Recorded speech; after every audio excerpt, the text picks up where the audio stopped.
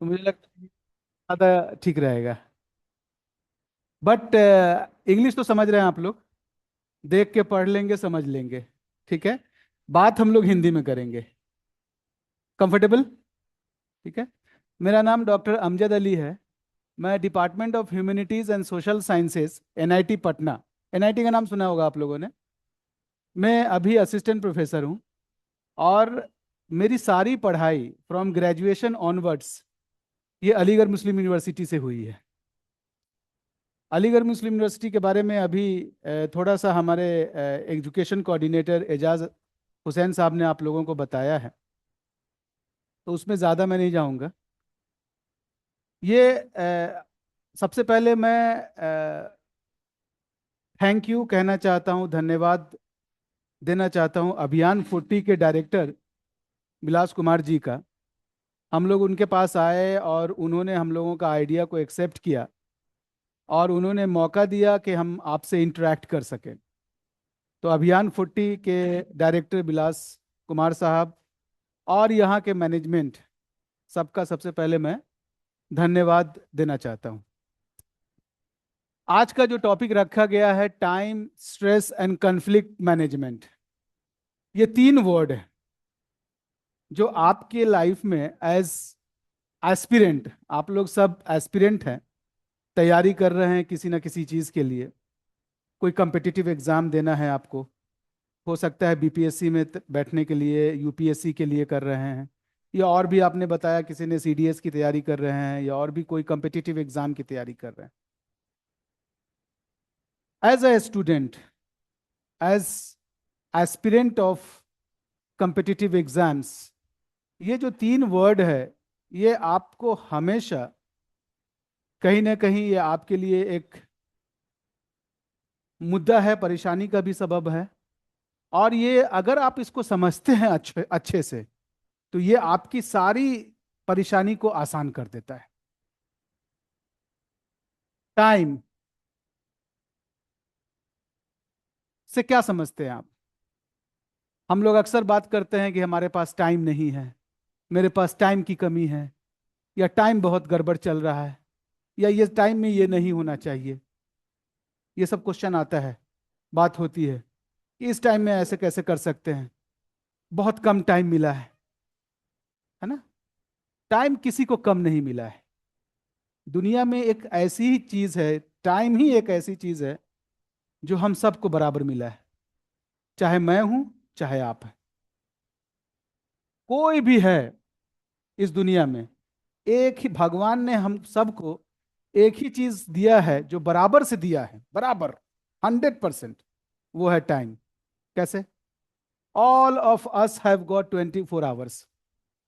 किसी के पास 25 26 आवर्स है। न एक सेकंड कम, न एक सेकंड ज्यादा। ठीक है, हम सब के पास उतना ही टाइम है। फिर जो ये सवाल होता है, कोई कहता है कि हमारे पास बहुत टाइम है, किसी के पास टाइम ही नहीं है। हालांकि टाइम सबके पास बराबर है। Matter is, you have to prioritise what matters and protect deep work. ये दो जो वर्ड लिखा हुआ है यहाँ पे, हम आगे बात करेंगे जब टाइम पे स्पेशली डिस्कस करेंगे कि टाइम में प्रायोरिटाइजेशन क्या है और कितना रोल प्ले करता है, और प्रोटेक्शन किस चीज को करना है as aspirant of competitive exams. दूसरा वर्ड है stress. Stress always regulate your mind. ये जो स्ट्रेस है, लेवल ऑफ स्ट्रेस पे हम बात करेंगे आगे चलकर कि कैसे ये आपके लाइफ को रेगुलेट करता है। और स्ट्रेस अच्छा है या खराब है आपके लिए? स्ट्रेस आप लोग जानते हैं, सुना होगा। आप लोग आपस में जब बात करते हैं तो ये वर्ड यूज भी करते होंगे। बहुत स्ट्रेस है, बहुत टेंशन है, बहुत एंजाइटी है, समझ में नहीं आ रहा है, means you are talking about stress. ठीक है। सो एंड स्ट्रेस की वजह से आपके बॉडी पे प्रेशर बनता है, माइंड पे तो बनता ही है। क्यों? क्योंकि स्टार्ट वहीं से होता है। अब वो फिर आपको ले जाता है बॉडी पे। आप जब बात करेंगे फिजियोलॉजी में या मेडिसिन, डॉक्टर से बात कीजिएगा, तो वो आप बताएंगे अच्छा स्ट्रेस टेंशन तो नहीं लेते हैं आप? लेते हैं, टेंशन हो गया था बहुत। तो यू विल रियलाइज, वो सब पे हम बात करेंगे। कन्फ्लिक्ट एक अलग वर्ड है। कन्फ्लिक्ट वो कन्फ्लिक्ट नहीं जो हम लोग समझते हैं इन जनरल। कन्फ्लिक्ट मतलब लड़ाई झगड़ा नहीं, वो कन्फ्लिक्ट झगड़ा वाला कन्फ्लिक्ट नहीं। Conflict means disagreement without damaging relationship. समझ रहे हैं? तो हम लोग उस पर बात करेंगे।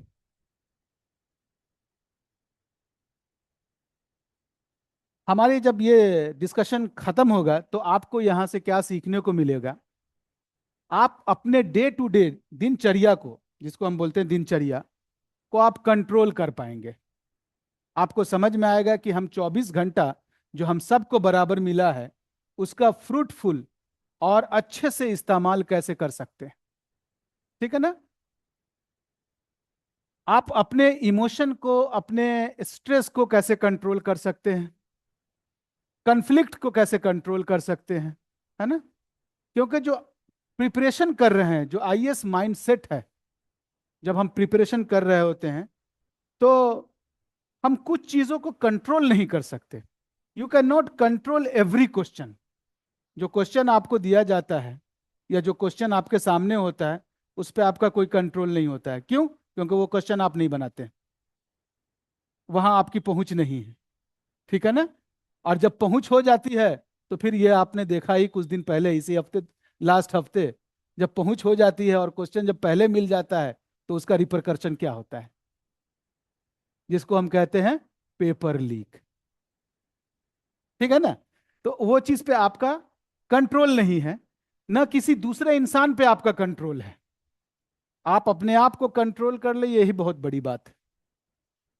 आप ये भूल जाइए कि आप किसी दूसरे को कंट्रोल कर पाएंगे। ठीक है ना? क्यों? क्योंकि आप खुद को कंट्रोल नहीं कर पाते हैं, तो दूसरे को क्या ही कर पाइएगा। ठीक है ना? डिले, चीजें जो डिले होती है उस पर भी आपका कंट्रोल नहीं होता है। आप प्रोक्रास्टिनेशन, जो आपका डिलेइंग टैक्टिस है, उसको तो कंट्रोल कर सकते हैं, लेकिन दूसरे के डिले को आप कंट्रोल नहीं कर सकते। जैसे एग्जाम डिले हो गया, नोटिफिकेशन नहीं आ रहा है, TRE 4 का नोटिफिकेशन के लोग परेशान है नहीं, बीपीएससी का 70-73 डिले हो रहा है, कंट्रोल है आपका? नहीं कर सकते। दिमाग खपाने की कोई जरूरत नहीं है।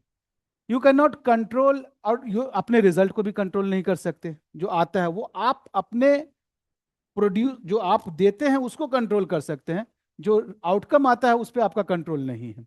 You can not control your preparation, response, communication and next actions.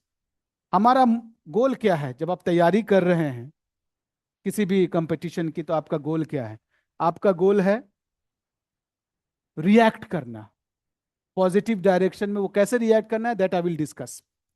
Regulate करना अपने आप को, एंड डेलिबरेट एक्शन। जो भी आप एक्शन ले, आपको ये ना बाद में हो कि अरे हमसे गलती हो गया। वो कब होता है? जब आप रेगुलेट नहीं करते हैं, बिना सोचे समझे या बिना जानकारी के या बिना समझ के। समझ रहे हैं? तो ये सब सारी चीजें हैं। Use the tools today not someday. जो भी आप सीखेंगे आज, जो भी डिस्कशन होगा, जो भी समझ में आएगा, उसको आज से इंप्लीमेंट करना है, ना कि कल से और परसों से। ठीक है?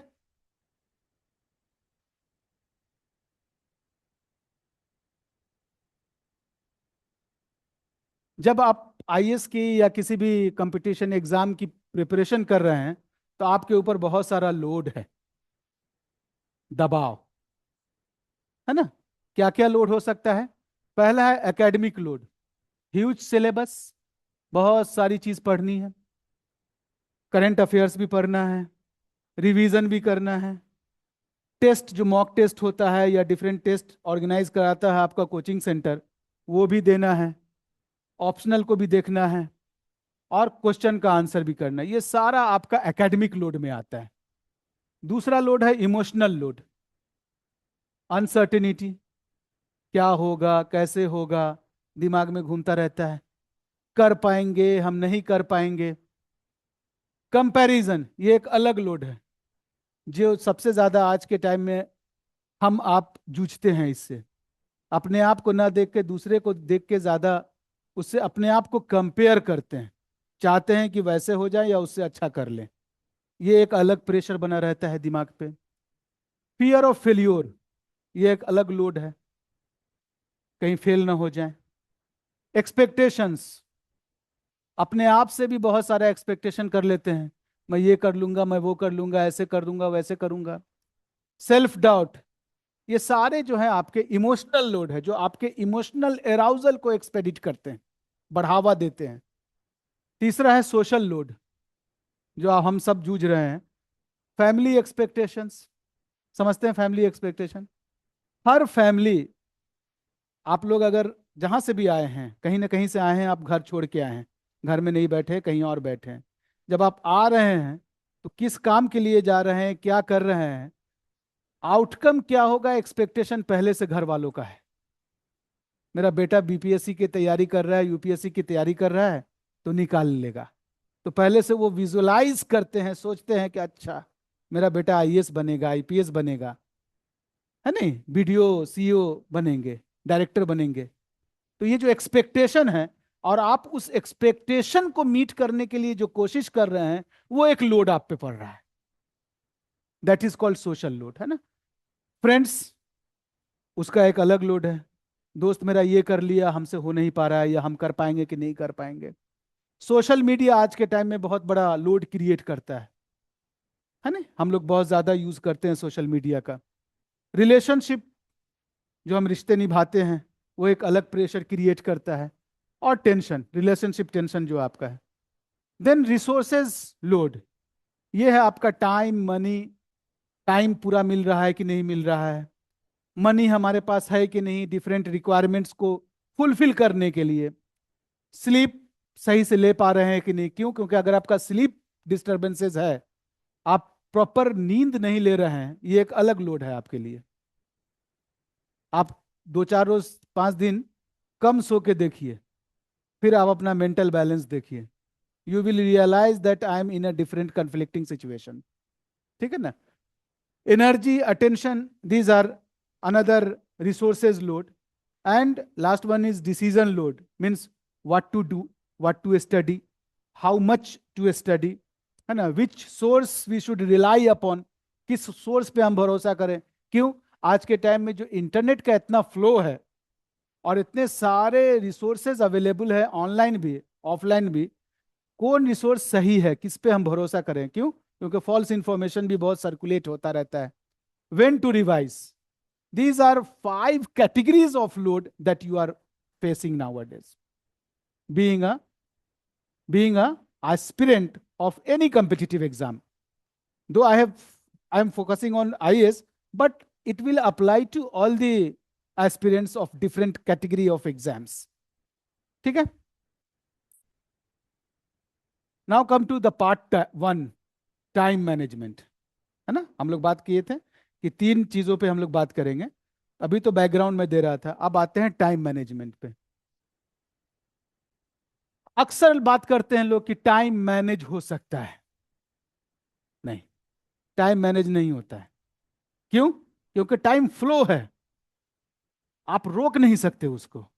मैनेज किसको कर सकते हैं, जिस पे आपका कुछ कंट्रोल हो, थोड़ा भी बहुत, लिटिल भी कंट्रोल हो। टाइम पे कोई कंट्रोल है तो कैसे मैनेज कर सकते हैं। इसे टाइम मैनेजमेंट जो वर्ड है, यही वेग वर्ड है। हम टाइम मैनेज कर ही नहीं सकते, क्योंकि वो अपने फ्लो में बहता रहता है, चल रहा है टाइम। आप चाहे सोएं, बैठें, पढ़ें, लड़ें, कुछ करें, वो है जो चलता रहेगा, उसको आप नहीं रोक सकते। तो मैनेज कैसे कर सकते हैं। ठीक है। आप क्या मैनेज कर सकते हैं, आप अपना अटेंशन मैनेज कर सकते हैं, प्रायोरिटी मैनेज कर सकते हैं, चॉइसेस मैनेज कर सकते हैं, ये मैनेज कर सकते हैं, टाइम नहीं मैनेज कर सकते। टॉपिक क्या है, टाइम मैनेजमेंट। समझने की कोशिश कीजिए। ओके। सो टाइम मैनेजमेंट एक ट्रैप है बेसिकली। हमको लगता है कि a busy day is not necessarily a productive day. हमको लगता है कि हम बहुत बिजी हैं, बहुत पढ़ रहे हैं, बहुत समय तक किताब और रिसोर्सेज लेके बैठे हैं, तो बहुत नॉलेज गेन कर लिए। नहीं, ऐसी बात नहीं है। आप ज्यादा देर बैठ के पढ़ रहे हैं, जरूरी नहीं है कि आप ज्यादा नॉलेज गेन कर रहे हैं। जरूरी है क्या। ठीक है ना। So the real enemy is often not lack of time but scattered attention. आप किताब लेके बैठे हैं, साथ साथ मोबाइल भी लेके बैठे हुए हैं, है कि नहीं? साथ साथ आपके बगल में फ्रेंड भी बैठा हुआ है, तो 2 लाइन पढ़े, 2 मिनट पढ़ा और 10 मिनट बात कर रहे हैं। क्या है? तब पढ़ाई हो रही है, पढ़ रहे हैं। लाइब्रेरी में आप लोग बैठते हैं, ठीक है? लाइब्रेरी में तो मैंने देखा है क्यूबिक बना हुआ है और डिवाइडर भी बना हुआ है। क्या वो डिवाइडर एक्चुअली आपको डिवाइड कर पा रहा है? कर पा रहा है तो कितना टाइम कर पा रहा है ना सवाल? है? क्या आप उस जो ये ब्लॉक बना हुआ है, इस ब्लॉक में आप किताब पे ही रहता है नजर, या बीच में मोबाइल भी आ जाता है, बीच में बगल में उधर भी घूम के बैठ रहे हैं? Got my point? समझ में आ रहा है चीजें? सो बेसिकली जो हमारा स्कैटर्ड अटेंशन है, that is important in dealing with the time, because more hours is not equal to more learning. जैसा मैं अभी बता रहा था आपको, ज्यादा देर अगर आप लाइब्रेरी में बैठे हैं, इसका ये मतलब मैंने ज्यादा पढ़ाई हो रहा है, जरूरी नहीं है। ठीक है ना? A strong plan protects the highest value work first. आपका स्ट्रॉन्ग प्लान होना चाहिए कि आप कब क्या कैसे करेंगे। That is more important than sitting for a certain duration. Okay, now इसको समझने की कोशिश कीजिए। आपके लाइफ में जो आप तैयारी कर रहे हैं, 4 कैटेगरी ऑफ वर्क है, 4 कैटेगरी ऑफ, ठीक है? That is called 2x2 priority matrix. अब जब मैं बात कर रहा था कि टाइम आप मैनेज नहीं कर पाते हैं, आप क्या मैनेज कर पाते हैं? प्रायोरिटाइजेशन। किस चीज को कैसे प्रायोरिटाइज करेंगे, ठीक है? Being a student of competitive exam, मैं उसी कंटेक्स्ट में बात कर रहा हूं आपसे। पहला है कैटेगरी ऑफ वर्क, जो आपके सामने टास्क है जो कंप्लीट करना है, उसमें पहला है अर्जेंट प्लस इंपॉर्टेंट। ऐसे टास्क हैं जो अर्जेंट भी है और इंपॉर्टेंट भी है। जैसे जैसे आपका mock test error analysis. Mock test हुआ आपका, उसमें आपने देखा, आपको मिल जाता है उसका आंसर स्क्रिप्ट, है ना? क्या आपने किया है, कैसे किया है। मान लेते हैं कि आपने 100 नंबर का क्वेश्चन अटेम्प्ट किया, आपको आया 42, 45, 47, 50, 52।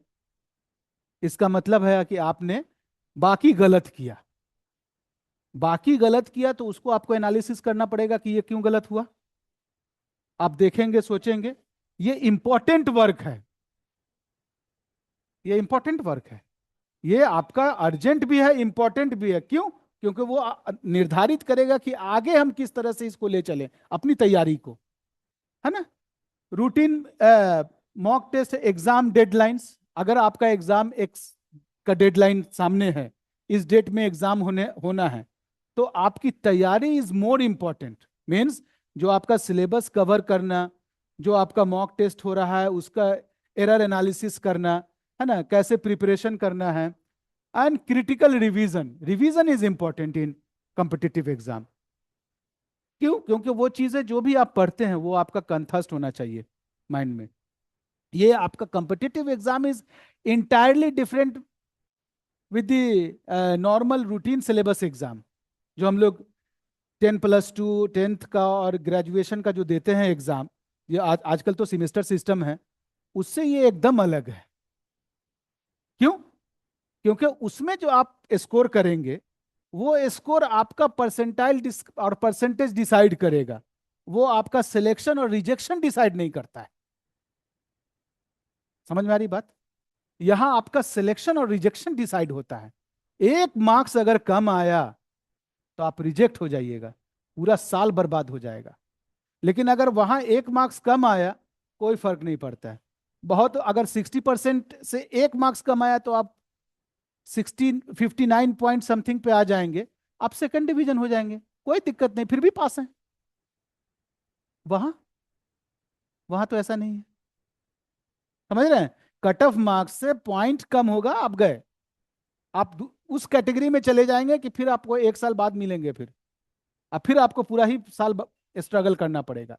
तो इसलिए मैं कहता हूं कि competition exam is entirely different. उसका जो वो है क्या बोलते हैं, तैयारी का जो पैमाना है वो एकदम अलग है। यहाँ ये सब गलती नहीं चलेगी कॉम्पिटिटिव एग्जाम की तैयारी अगर आप कर रहे हैं, ठीक है ना। तो पहला कैटेगरी क्या है, आपको ये देखना होगा कि कौन सा काम इंपॉर्टेंट है और अर्जेंट है। मैंने एक जस्ट एक एग्जांपल में बताया आपको। दूसरा एक कैटेगरी ऑफ वर्क आता है, टास्क आएगा आपका, जो not urgent but important. Urgent नहीं है, अभी करना एकदम जरूरी नहीं है, पर इंपॉर्टेंट, इसको करने पड़ेगा, इसको अवॉइड नहीं कर सकते। जैसे शेड्यूल रिवीजन, जैसे आंसर राइटिंग, जैसे exercise, sleep, long term learning. ये सब आपका अर्जेंट नहीं है, पर ये करना इंपॉर्टेंट है। अगर ये सब चीज आप नहीं कर रहे हैं तो भी आप दिक्कत हो जाएगी आपको। मैंने आपको अभी बताया था कि स्लीप एक जो सर्टेन ड्यूरेशन है, ये बहुत इंपॉर्टेंट पार्ट है, बहुत इंपॉर्टेंट पार्ट है, समझ रहे हैं। तीसरा कैटेगरी है urgent plus less important. Urgent तो है बट उतना इंपॉर्टेंट नहीं है, करना अभी ही है। जैसे रूटीन मैसेज चेक करना, जैसे माइनर एडमिन वर्क करना, नॉन एसेंशियल कॉल्स को अटेंड करना, है ना। ये अर्जेंट है पर इंपॉर्टेंट नहीं है। क्यों? क्योंकि अगर अर्जेंट इसलिए है कि ये उसी टाइम करना होगा। अगर मान लीजिए आप नहीं भी कर पाते हैं तो उतना चिंता की बात नहीं, गया, मिस हो गया, मिस हो गया। तीसरा है not urgent but I am not important. Urgent भी नहीं है और इंपॉर्टेंट भी नहीं है। जैसे रील्स देखना आजकल जो हो रहा है, ये है actually not important and not urgent, पर आप लोग उसको कैसे लेते हैं, that you can better understand. Random scrolling, repeated checking and low value browsing. Browsing मतलब इंटरनेट ब्राउजिंग की अगर हम बात करें, वो सारे चीज को ब्राउज करते रहते हैं, देखते रहते हैं, जो इंपॉर्टेंट नहीं, फिर भी उसको ब्राउजिंग में आप लगे हुए रहते हैं। ये ऐसी कैटेगरी है। या दोस्तों से बात करना, या बिला वजह किसी इश्यूज पे डिस्कशन करना, जो इंपॉर्टेंट भी नहीं है और अर्जेंट भी नहीं है, पर सब काम छोड़ के उसी में लगे हैं। जैसे चाय पीने गए और घंटों बैठ गए चाय पे, बिला वजह का टॉक चल रहा है। तैयारी कर रहे हैं आप आईएएस की, डिस्कशन कर रहे हैं पॉलिटिक्स कि भाई बांकीपुर में कौन जीतेगा, क्या फर्क पड़ता है उससे आपको। Got my point. That is not important not urgent, but आप लोग उसमें लगे हैं। So you have to think, see and understand which category of things और task are important and urgent. You should focus on that. आपको time को अगर समझना है और टाइम के अकॉर्डिंग अगर आपको आगे बढ़ना है, you will have to build your day around 3 priorities.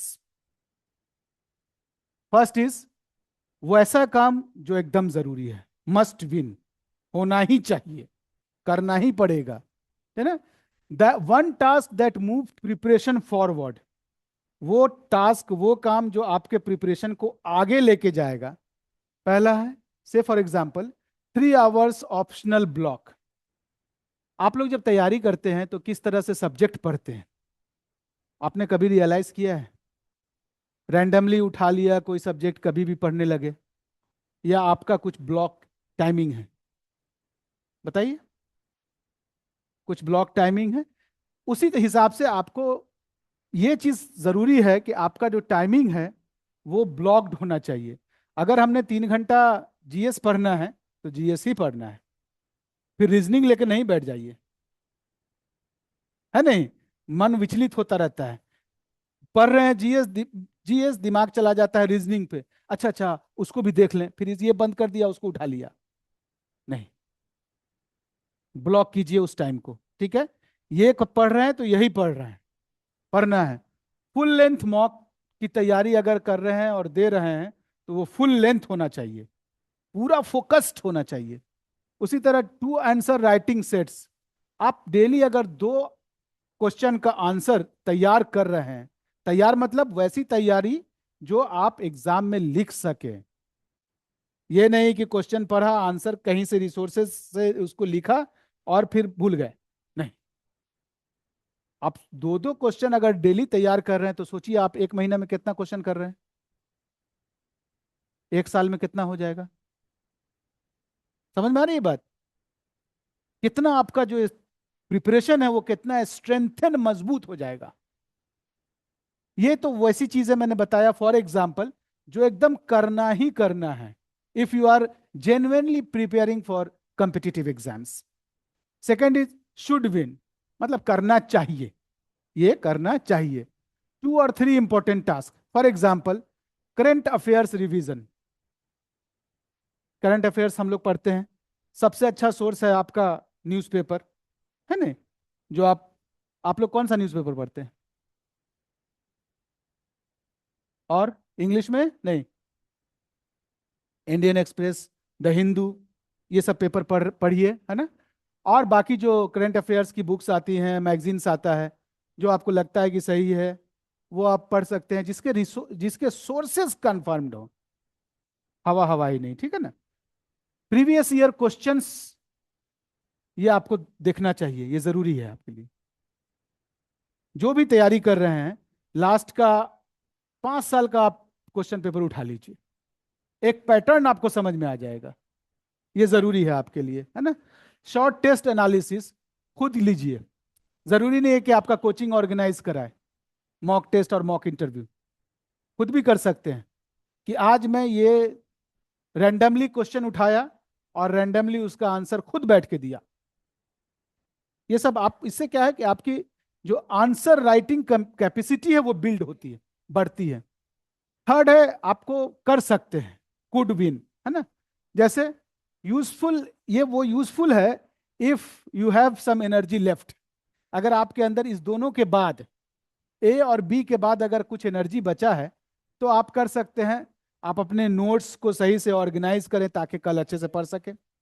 आप एक्स्ट्रा रीडिंग कर सकते हैं, जो आपका आज का टारगेट था वो आप कंप्लीट कर लिए, थोड़ा टाइम बच गया है, तो फालतू स्क्रॉलिंग करने से अच्छा है कि कुछ और पढ़ लें, कुछ और देख लें। और तब जाके थोड़ा आप अपना इनबॉक्स मैसेजिंग, मैसेज वगैरह जो इंपॉर्टेंट मैसेज है वो देख सकते हैं। ये सब क्या है कि थर्ड है। ये नहीं कि आप ए को कंप्लीट नहीं किए और सी पे पहुंच गए, पहले ए को देखना है नहीं? पहले ए को कंप्लीट करना है, तब आपको सी पे पहुंचना है।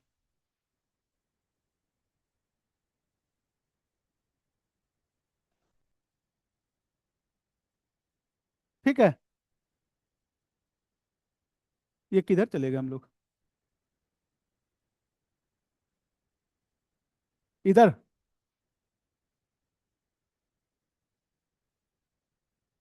यहाँ थे। सो आप कल क्या, मैं अभी बता रहा था कि थोड़ा एनर्जी बचा है तो आप लोग वो चीज भी कर सकते हैं जो सी में कैटेगरी में है। और कल क्या करना है, आज सोने से पहले वो डिसाइड रहना चाहिए। ये नहीं कि सुबह उठ रहे हैं तब डिसाइड कर रहे हैं कि क्या करना है, तो पता चला उठने में ही 1 घंटा एक्स्ट्रा हो लग गया। क्यों? क्योंकि आपका कुछ प्लान है नहीं। तो हमेशा plan tomorrow before you study day ends. आज का दिन खत्म होने से पहले, मतलब सोने से पहले, कल की तैयारी बहुत जरूरी है। यहां तक क्लियर है? अगर यहां तक आपको कुछ पूछना है तो पूछ लीजिए। अगर आप सच में सीरियसली तैयारी करते हैं या करना चाह रहे हैं, you will have to do deep work for serious preparation. जैसे choose one outcome, suppose complete 25 MCQs plus analysis errors. 25 आपने, आप तो आजकल जो आता है वो मैगजीन या नोट्स वगैरह आते हैं, उसमें एमसीक्यूज दिया रहता है। आप रैंडमली जो भी सब्जेक्ट आप पढ़े हैं उसका 25 MCQs आप अटेम्प्ट कीजिए, और उसका जो एरर है, एरर एनालिसिस कीजिए कि अगर 25 में से हम कितना परसेंट सही आंसर कर सके, जो भी कमी है वो क्यों है। एरर एनालिसिस यही है, क्यों है, कैसे ये हमने गलत टिक लगा दिया, है नहीं? क्या हम नहीं समझ पाए इसमें, क्या हम क्वेश्चन नहीं समझ पाए, और नहीं समझ पाए तो क्यों? Got my point? Set up protected block. हमेशा, जैसे मैं बता रहा था कि 3 घंटे का एक सब्जेक्ट का ब्लॉक बना लिया आपने, उस 3 घंटे के सब्जेक्ट के ब्लॉक में आप कंटिन्यू 3 घंटा पढ़ नहीं सकते, नॉट पॉसिबल। ठीक है ना। उस बीच में आपको अपना नेचुरल चीजें भी पूरी करनी है, खाना भी है, पानी भी पीना है, बात भी करना है, मैसेज भी देखना है। एटलीस्ट 45 to 60 मिनट्स, कम से कम 45 minute without destruction. 45 minute without destruction, किसी तरह का डिस्ट्रक्शन नहीं होना चाहिए। ये आपको ब्लॉक सेट करना पड़ेगा। 45 मिनट कंटिन्यू हम बगैर इधर उधर देखे उस जो क्यूबिक बना हुआ है उसमें ही फोकस्ड रहेंगे। ठीक है ना। रिमूव फ्रिक्शन, फोन को दूर रखिए, वन सोर्स, एक ही सोर्स ओपन कीजिए और उस पर फोकस कीजिए। 4 सोर्स में क्या है कि देखिए, खासकर आप सोशल साइंस के सब्जेक्ट पढ़ते हैं, जो भी आपने लिया है सब्जेक्ट, उसमें कोई भी टर्म जो आप पढ़ रहे होंगे, टर्म, कोई भी विषय, कोई भी पॉइंट डिस्कस कर रहे होंगे, वो एब्सोल्यूट नहीं होता है। आप 4 सोर्सेज उठाइए, उसी को 4 तरह से एक्सप्लेन किया होता है। फॉर एग्जाम्पल, यहाँ हिस्ट्री के प्रोफेसर बैठे हैं, मैं साइकोलॉजी का हूं। साइकोलॉजी का डिफिनेशन देखिएगा तो आपको सैकड़ों डिफिनेशन मिलेगा। समझ रहे हैं। तो आप कंफ्यूज हो जाइएगा कि किस डिफिनेशन को हम ले। इसलिए कोई एब्सोल्यूट एक जो रिसोर्सेज आपके पास, जो कंफर्म रिसोर्सेज है, जिसको आप ट्रस्ट करते हैं, उस पर फोकस कीजिए। इसलिए कहा जाता है इधर उधर मत भागिए कि उसने वो ऐसे, वहां वैसे लिखा हुआ है, यहां ऐसे लिखा हुआ है, आप हो जाएंगे कंफ्यूज। कम से कम जो एक सही डिफिनेशन है, जो सबको कवर कर रहा है और वो वाइडली एक्सेप्टेड है, उस पर भरोसा कीजिए। आसान तरीका यही है, आसान तरीका यही है। ठीक है ना। साइकोलॉजी का ही मैंने एक एग्जाम्पल बताया है ना। हिस्ट्री के बारे में 10 लोग 10 तरह की बात करते हैं। ठीक है। हिस्ट्री को तो आप मैनिपुलेट भी किया जाता है आज के टाइम में। ठीक है। तो रिमूव फ्रिक्शन मैंने बताया। आप जब पढ़ाई कर रहे हैं तो कुछ चीज़ें हैं, वाटर वगैरह है, जो ज़रूरत की चीज़ें हैं वो आप अपने पास रखिए। ये नहीं है कि पानी पीने के लिए उठ रहे हैं, नीचे जा रहे हैं, आपका 5 मिनट खराब हो गया। मैंने बताया कि टाइम बराबर मिला है आपको, एक एक सेकंड इंपॉर्टेंट है। ठीक है।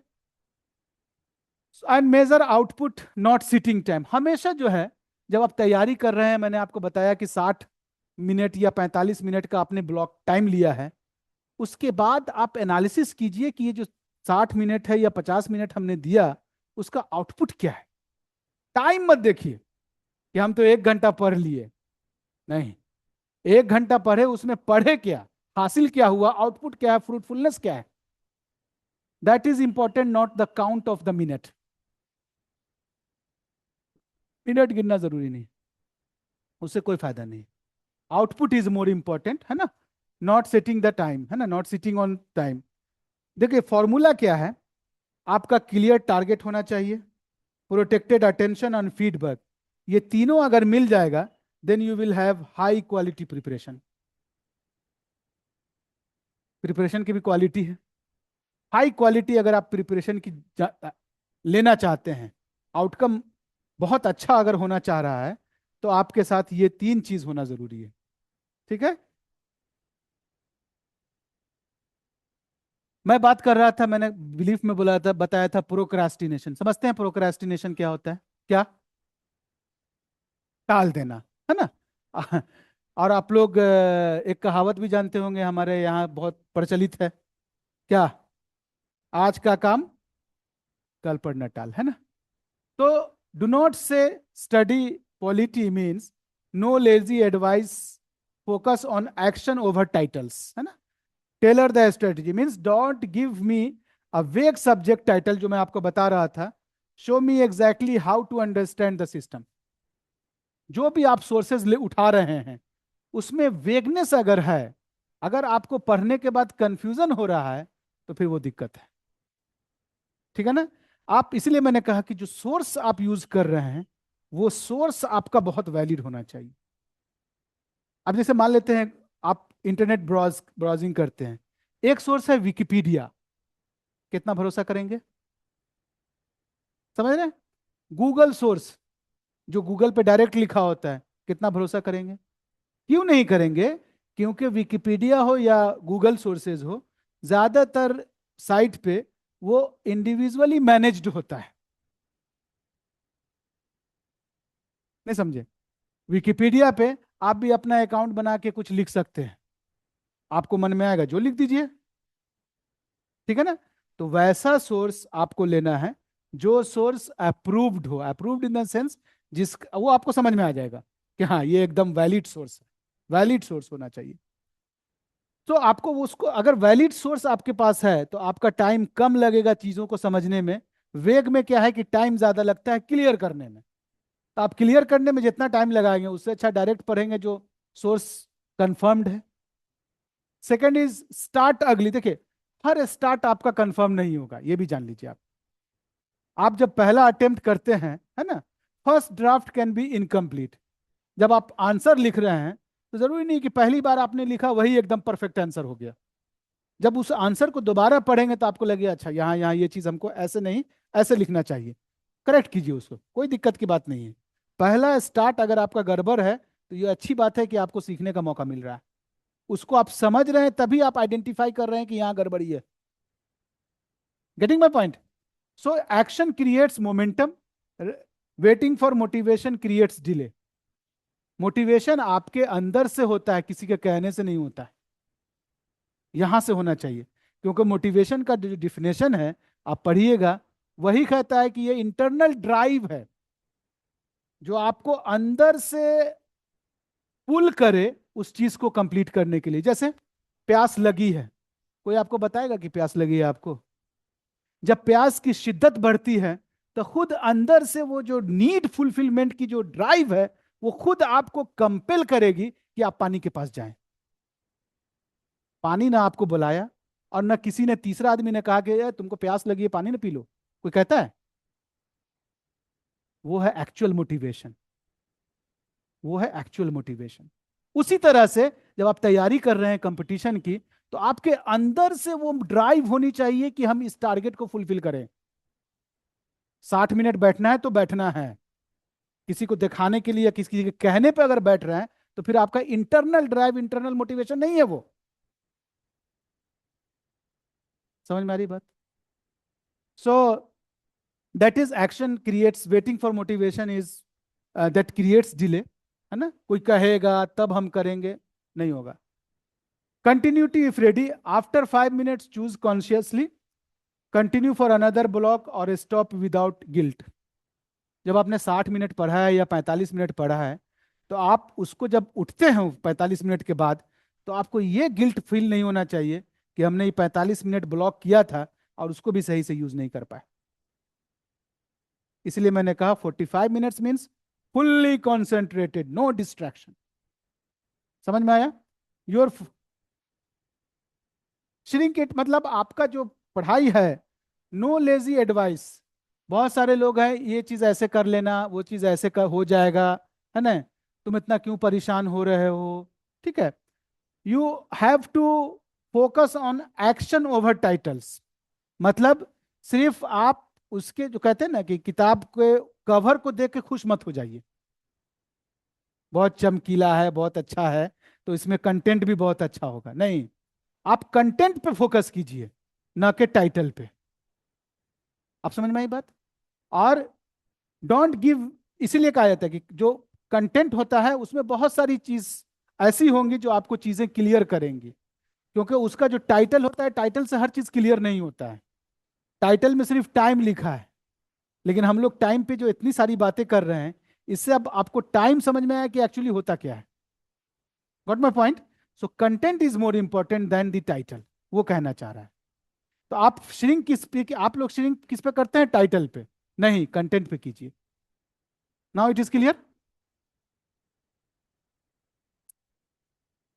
टाइम क्लियर है आप लोगों का कि टाइम को कैसे करना है, कैसे प्रायोरिटाइज करना है, कैसे उसको डील करना है टाइम से? मैनेज तो कर नहीं सकते, ठीक है।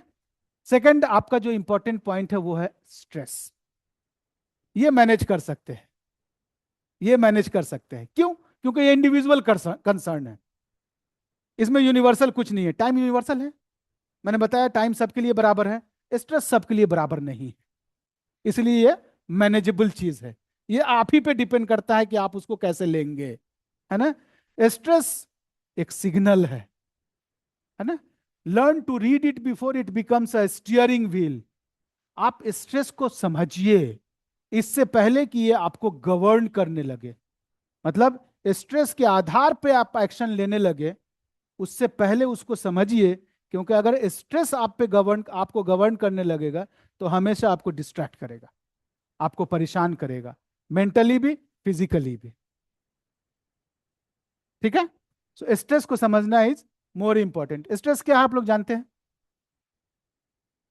स्ट्रेस होता क्या है हिंदी में बोले तो? तनाव, दबाव, है नहीं? ठीक है। स्ट्रेस सिर्फ माइंड, उसको इग्नोर करने का मतलब है कि अब कौन सी चीज है जिसको हम इग्नोर करना है, किसको लेना है, वो भी समझना जरूरी है।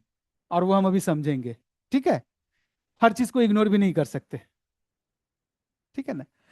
सो जैसे आप लोग के ही कंटेक्स्ट में बात करते हैं, स्ट्रेस एक नॉन स्पेसिफिक रिस्पॉन्स है आपके बॉडी का। नॉन स्पेसिफिक मतलब हर टाइम वो जरूरी नहीं होता है कि आप रिस्पॉन्ड करें। रिस्पॉन्ड करते हैं, स्ट्रेस क्रिएट हो जाता है। ठीक है ना। पहला है ट्रिगर। स्ट्रेस होगा तो वो ट्रिगर करेगा। ट्रिगर मतलब समझते हैं हम लोग, आप लोग? अंदर से एक तरह का वो फोर्स बनता है। ठीक है। जैसे मॉक स्कोर आपका आया, कम आया, मॉक टेस्ट का स्कोर आया, कम आया। यू वेर एक्सपेक्टिंग कि हमको 80 आना चाहिए था, आया 45। आपको ट्रिगर किया, ऐसा कैसे हो गया, है ना। क्रिटिसिज्म क्या क्या ट्रिगर कर सकता है एज अ स्टूडेंट, मैं बता सकता हूं आपको। क्रिटिसिज्म, आपको अक्सर यहाँ क्रिटिसिज्म बहुत होता है, हमारे हिंदुस्तान की ये टेंडेंसी। हम लोग बात कर रहे थे अभी अपने ही एसोसिएशन के बारे में कि कैसे लोग क्रिटिसाइज करता है। तो आपका इंडिविजुअल लेवल पे भी क्रिटिसिज्म होता होगा। बहुत तैयारी कर रहे हैं, इनसे नहीं निकल पाएगा, तुम नहीं पढ़ पाओगे, तुम नहीं कर पाओगे, ये ऐसा क्यों किया, ये इतना टाइम तुमको इस पे नहीं देना चाहिए, तुमको उस पे उतना टाइम देना चाहिए, तुमको जीएस ज्यादा पढ़ना चाहिए, रीजनिंग कम करना चाहिए, सब्जेक्ट क्या है वो तो एक बार पढ़ोगे समझ जाओगे, ऐसे तैयारी नहीं चलेगी, ये तुम्हारा मेथड ऑफ स्टडी ही गड़बड़ है, तुम टाइमिंग सही से नहीं मैनेज कर पा रहे हो। बहुत सारा क्रिटिसिज्म, ये आपको ट्रिगर करेगा अंदर से। क्या करने के लिए? रिस्पॉन्स करने के लिए, है ना। अनसर्टेनिटी, अक्सर ये इंटरनल ट्रिगर होता है, आपको खुद ही लगता है कि क्या हो पाएगा नहीं हो पाएगा। तो ये सारे ऐसे पॉइंट्स हैं जो आपको ट्रिगर करते हैं। ठीक है। दूसरा है अप्रेजल। ये जब ट्रिगर करेगा, हो सकता है आपको लगे कि हम सच में फॉलिंग बिहाइंड, मैं सच में पीछे तो नहीं जा रहा हूं। क्यों? क्योंकि आप इस ये जो चीज हुई, इसको आपने इसको सोचना शुरू कर दिया। तो सेकेंड स्टेज आ जाएगा आपका, आपको फीलिंग स्टार्ट हो जाएगी, हो सकता है हमारे अंदर ही कुछ कमी हो, तभी तो ऐसा हो रहा है। फिर क्या होगा, आपका जो बॉडी है वो रिस्पॉन्स करना शुरू करेगा, हार्ट रेट बढ़ेगा, टेंशन बढ़ेगा, शैलो ब्रीदिंग होगी, सांस सही से नहीं मिल रहा है, इतनी परेशानी बढ़ जाती है किसी किसी को। समझ रहे हैं? और उसका असर बिहेवियरल क्या होगा, you will be starting to avoid the things. उस आदमी को अवॉइड करना शुरू करोगे, उस सब्जेक्ट को अवॉइड करना शुरू करोगे, उस सिचुएशन को अवॉइड करना शुरू करोगे। ठीक है ना। आप चीजें को ठीक करने के लिए ज्यादा मेहनत करने लगोगे, ओवर वर्क आप अपने आप पे ले लोगे कि हम में इतनी कमी कैसे हो गई, हमको और मेहनत करना है। पता चला मेहनत किए और उधर सोना कम हो गया, रात रात भर जगे हुए हैं, ये और एक स्ट्रेस का नया कारण बन जाएगा, है ना।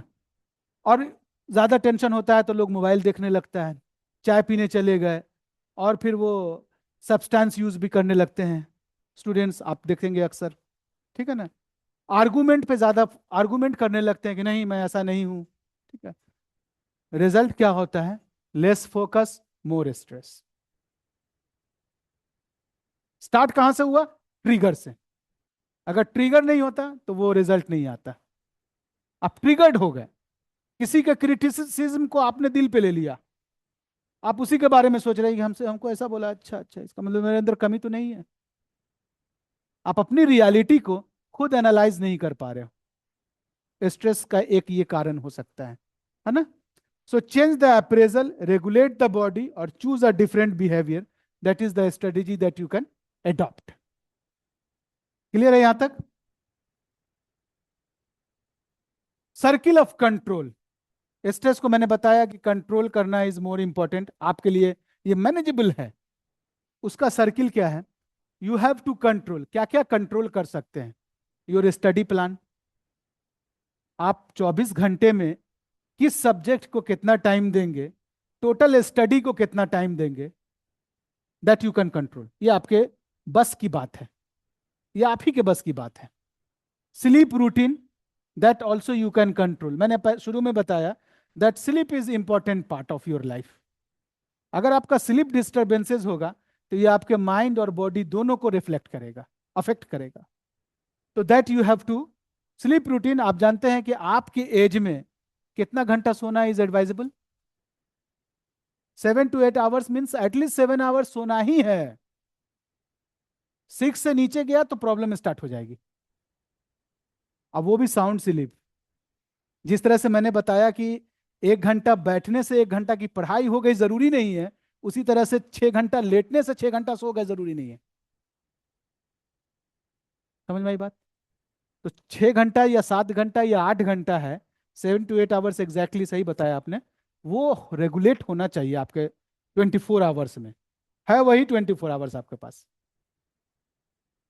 कितना घंटा सोएंगे, कितना घंटा पढ़ेंगे, कितना घंटा खाने पीने में लगाएंगे, और भी चीजें हैं, है ना। Practice, that you can control. Attention, ये आपके कंट्रोल में पूरी है ना। सेल्फ टॉक, सेल्फ टॉक समझते हैं? जरूरी है। खुद से बात, सिर्फ दूसरों से बात करना जरूरी नहीं है, अपने से भी, अपने आप से भी बात कीजिए। जो मैंने बताया कि आप अगर 60 मिनट्स पढ़ते हैं, उसके बाद आपको एनालिसिस करना है कि आपने ये 60 मिनट जो पढ़ा है वो कितना फ्रूटफुल है, उसका आउटकम कितना अच्छा निकला है। क्या सच में 60 मिनट पढ़ के कुछ आप सीख पाए? वो कौन बताएगा आपको? खुद। सेल्फ टॉक, ठीक है। हाउ यू रिस्पॉन्ड, ये भी आपके कंट्रोल में है। मैंने अभी बताया कि जरूरी नहीं है कि आप हर चीज को रिस्पॉन्ड करो। रिस्पॉन्ड करने का मतलब है आप ट्रिगर हो गए उस चीज से, उस क्रिटिसिज्म से, उस एडवाइस से, उस सिचुएशन से, उस आदमी से। ये आपके कंट्रोल में है, ये सारी चीज आपके कंट्रोल में है।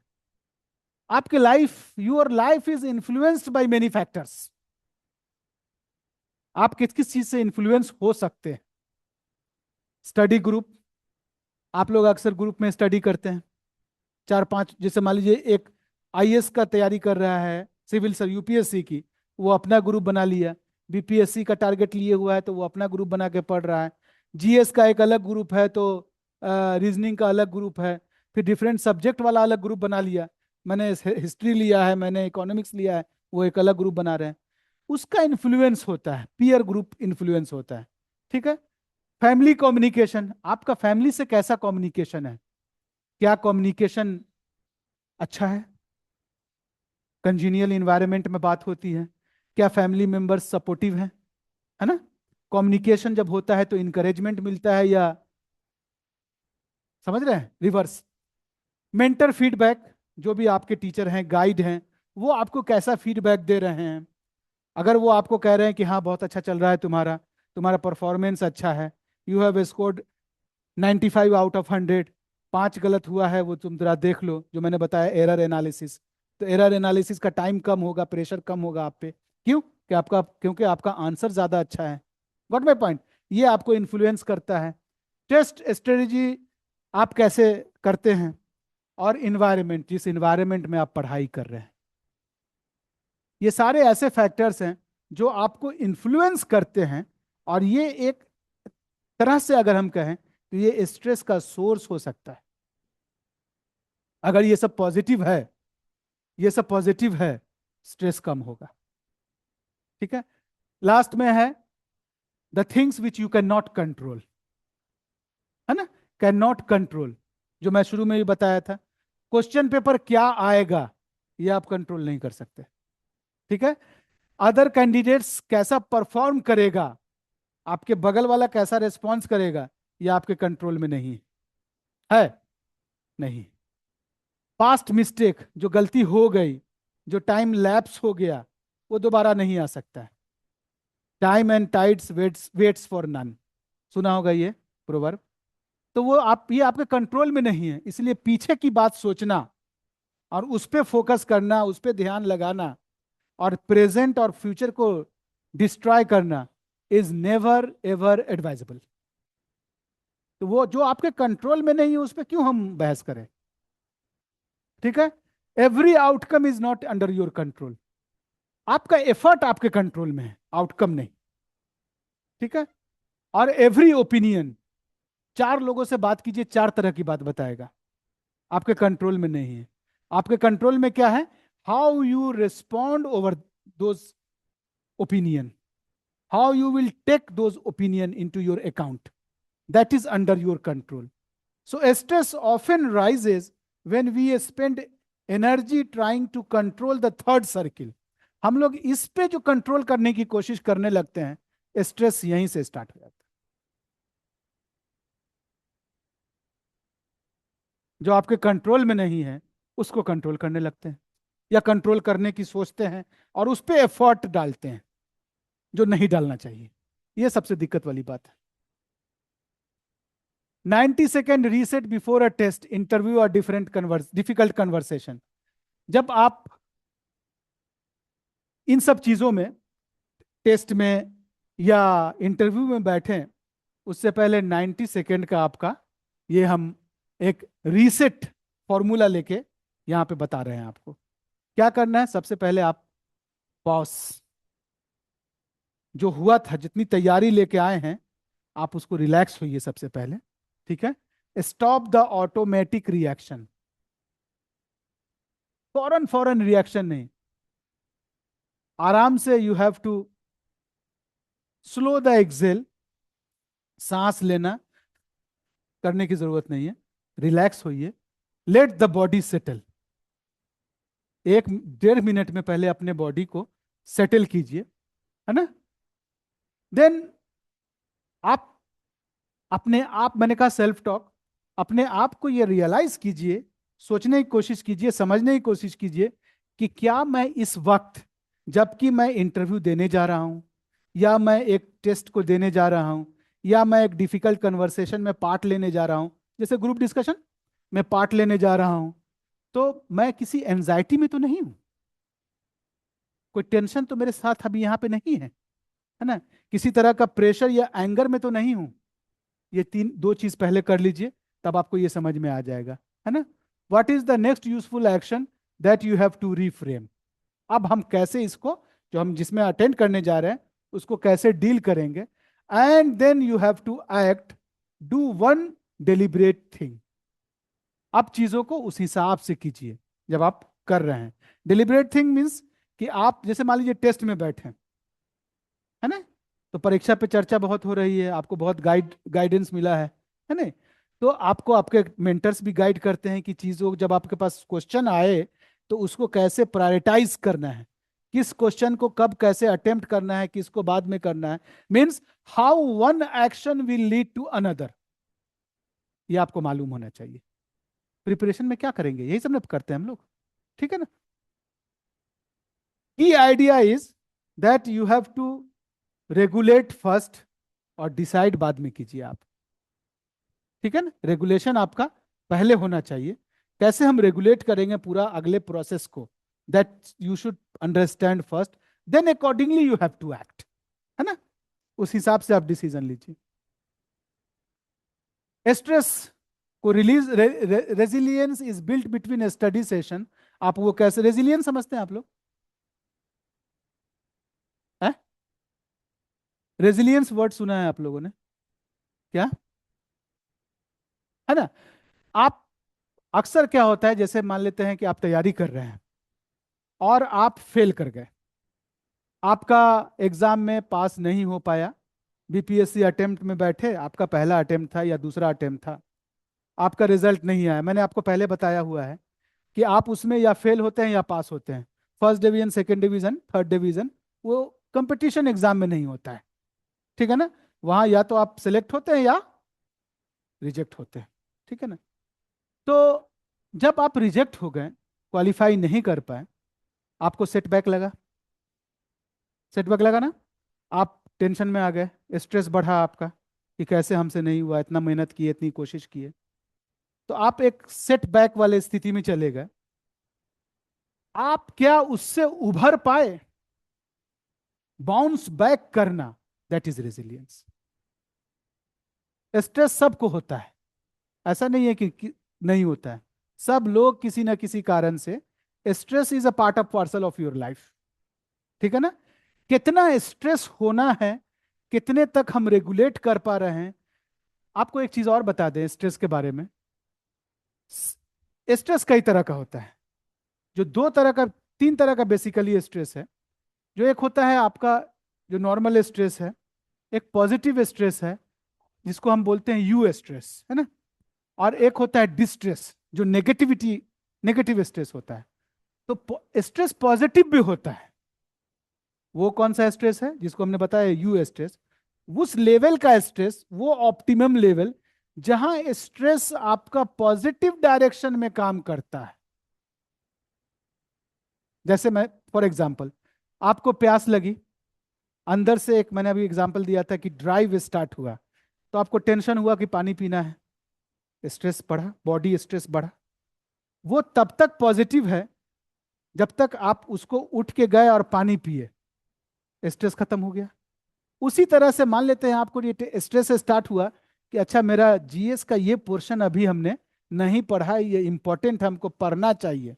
आपको टेंशन हुआ, आप थोड़ी देर वेट की, टेंशन में रहे, फिर आपने उठाया वो बुक, वो पोर्शन पढ़ा, ठीक है। और पढ़ने के बाद जब आप समझ गए, रिलैक्स हो गए, वो भी स्ट्रेस था। इसी को बोलते हैं यू स्ट्रेस और पॉजिटिव स्ट्रेस। लेकिन पता चला कि आपको स्ट्रेस तो हुआ, आप कोशिश भी कर रहे हैं, लेकिन किताब नहीं उठा रहे हैं, आप पढ़ नहीं रहे हैं, खाली स्ट्रेस लिए हुए हैं कि भाई नहीं पढ़ा है, नहीं पढ़ा है, पढ़ना चाहिए, पढ़ना है। और पता चला पूरा दिन निकल गया। अब दूसरा टेंशन हो गया कि पूरा दिन खराब हो गया, अब पढ़ाई नहीं कर पाए। अब वो स्ट्रेस पॉजिटिव से कहां चला गया? अब नेगेटिव की तरफ कन्वर्ट हो गया। अब कल भी सुबह उठ रहे हैं, वही टेंशन में पड़े हुए हैं, क्यों तो पढ़ा नहीं है।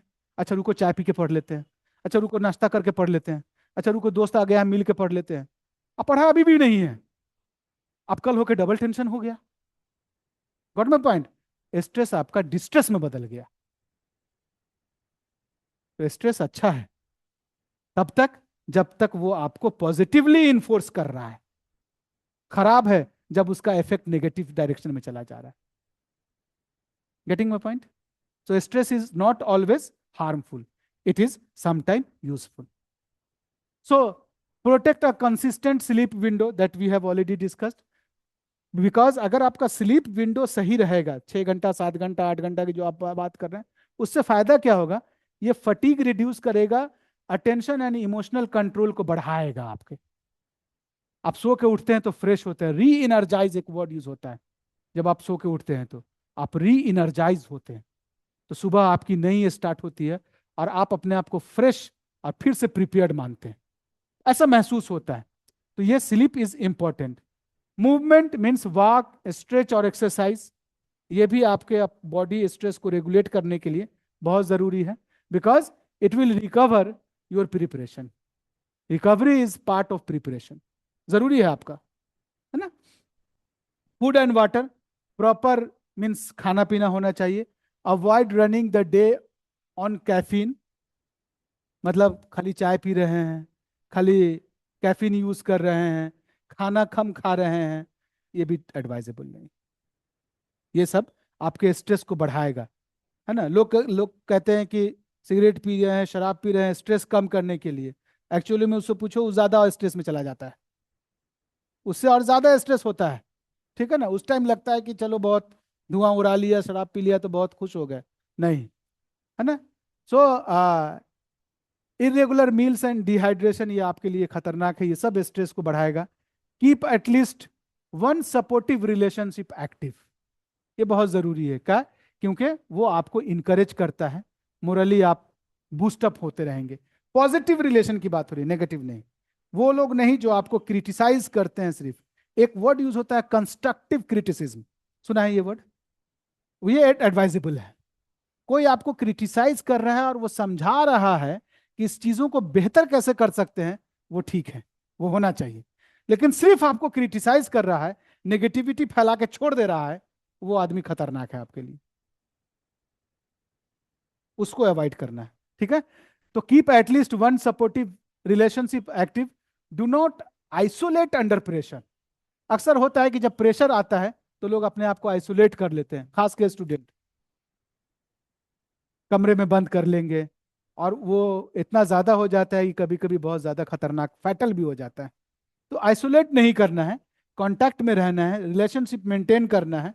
पर हमको ये मालूम होना चाहिए कि किस रिलेशनशिप को कितना मेंटेन करके रखना है, किस रिलेशनशिप को ज्यादा बढ़ावा देना है, किसको अवॉइड करना है ना? So consistency beats heroic burst. If stress become persistent, severe और unmanageable, seek appropriate professional support. अगर आपको लगता है कि स्ट्रेस आपका इतना बढ़ गया है जो मैनेजेबल नहीं है, आप हमेशा स्ट्रेस में हैं, तनाव में हैं, दबाव में हैं, तो आपको हेजिटेट नहीं करना चाहिए कि एक प्रोफेशनल सपोर्ट ले। मतलब काउंसलर से या साइकोलॉजिस्ट से एडवाइस ले, मिले उसको, अपनी हालात को बताए और उसके एडवाइस ले, है ना? आप जानते हैं कि एक वर्ड यूज होता है, एक प्रोफेशन है, दैट इज कॉल्ड साइकोलॉजिस्ट, जो आपको वर्बली एडवाइस करेंगे। उनसे बात कीजिएगा, वो आपको इतने अच्छे से समझाएंगे कि आपका हो सकता है कि आपकी समझ में बात आ जाए, फिर आप अपने अगले एक्शंस को उसी हिसाब से रेगुलेट करें। लेकिन अगर स्ट्रेस उससे ज्यादा बढ़ जाता है, जो नहीं होना चाहिए, तो वो आपका हो जाता है आपका, वो बहुत खतरनाक हो जाता है ना, जिसको हमने कहा डिस्ट्रेस। ठीक है? और फिर आपको जरूरत पड़ती है साइकेट्रिस्ट की। साइकेट्रिस्ट वर्ड जानते हैं? साइकेट्रिस्ट ये मेडिसिन का एक डिपार्टमेंट है, समझ रहे हैं? तो साइकेट्रिस्ट की जरूरत ना हो, अगर आप किसी ना किसी वजह से आपका स्ट्रेस बढ़ भी गया है, तो साइकोलॉजिस्ट इज एनफ, उससे ज़्यादा बढ़ने नहीं दीजिए। कोशिश कीजिए आज के बाद कम से कम कि आप खुद ही रेगुलेट कर सकें, क्योंकि आपको समझ में आ गया कि किस चीज़ को हमको प्रायोरिटाइज करना है, किस चीज़ को प्रेफरेंस देना है, किस चीज़ को अवॉइड करना है, और चीज़ों को कैसे मैनेज करना है, चाहे वो स्लीप हो, स्टडी टाइम हो, या आपका फ्रेंड हो, रिलेशनशिप हो। क्लियर है यहाँ तक? Now come to conflict. It is also manageable. The goal is not to win every discussion. Conflict क्यों होता है? जब भी डिस्कशन होता है, चाहे वो ग्रुप डिस्कशन हो, आपका डिजाइंड ग्रुप डिस्कशन जिसमें आप 5 लोग बैठेंगे और बात होगी, या अनडिजाइंड डेलिबरेट डिस्कशन होता है, हमारी टेंडेंसी क्या है कि हम हर डिस्कशन को, हर डिस्कोर्स को जीतना चाहते हैं। हम चाहते हैं कि मेरी ही बात सब माने, हम जो कह रहे हैं वही सही। दूसरे के ओपिनियन को हम डिस्कार्ड करना चाहते हैं, यही गड़बड़ हो जाता है। कन्फ्लिक्ट वहीं से स्टार्ट होता है। मैंने आपको शुरू में बताया कि कन्फ्लिक्ट, हम वो नहीं बात कर रहे हैं कि लड़ाई झगड़ा मारपीट, वो कन्फ्लिक्ट नहीं। Conflict of opinion. मैंने आपको बताया कि सोशल साइंस में कोई भी सब्जेक्ट एब्सोल्यूट नहीं है, कोई भी वर्ड एब्सोल्यूट नहीं है। साइंस नहीं है कि 2+2=4 ही होगा, कोई दूसरी राय नहीं है। सोशोलॉजी, साइकोलॉजी, हिस्ट्री, इकोनॉमिक्स, इसमें ऐसा नहीं है। इसमें बहुत राय है। आपकी राय क्या है, वो किस कंटेक्स्ट में आप बोल रहे हैं और हम किस कंटेक्स्ट में बोल रहे हैं, अलग है। आज हम स्ट्रेस पे बात कर रहे हैं आपसे, तो हम जो डिस्कस कर रहे हैं, वो जब हम स्ट्रेस क्लास में पढ़ाएंगे और ग्रेजुएशन का बीए बीएससी का बच्चा होगा, उसको हम ऐसे नहीं पढ़ाएंगे। उसको हम फिर डिफिनेशन बनाएंगे, बताएंगे, फैक्टर्स बताएंगे, उसका कोर्स कंटेंट के हिसाब से पढ़ाएंगे। पढ़ा हम स्ट्रेस ही रहे हैं, आपको वो सब नहीं पढ़ाया। आपको प्रैक्टिकल गाइड बता रहे हैं। क्यों? क्योंकि आपको अडॉप्ट करना है ना? यहाँ लर्निंग से ज्यादा आपका प्रैक्टिकल एक्सपोजर होना चाहिए, हम उस पर फोकस कर रहे हैं। तो ओरिएंटेशन और अप्रोचेस अलग हो जाते हैं। इसीलिए मैंने बताया कि हर डिस्कशन को, हर गोल को, हर डिस्कशन को, हर कन्वर्सेशन को जीतने की जो कोशिश है, कन्फ्लिक्ट वहीं से स्टार्ट होता है। The goal is to protect the mission and the relationship. ये जो है यही सब गड़बड़ है, ठीक है ना। आते हैं where conflict appears in preparation. आपकी तैयारी जो कर रहे हैं आप, उसमें कन्फ्लिक्ट कहां होता है? I should study more versus I need rest. मैंने बताया सेल्फ टॉक। आप खुद से बात कर रहे हैं, थोड़ा और पढ़ लें या अभी सो जाएं, बाद में उठेंगे तो पढ़ लेंगे। ऐसा करते हैं, 2 घंटा सो जाते हैं। फिर आप ही कहते हैं कि ना 1 घंटा पढ़ लेते हैं, उसके बाद 3 घंटा सो जाएंगे। ये 1 घंटा में क्लियर कर लेते हैं, उसके बाद आराम से 3 घंटा सोएंगे।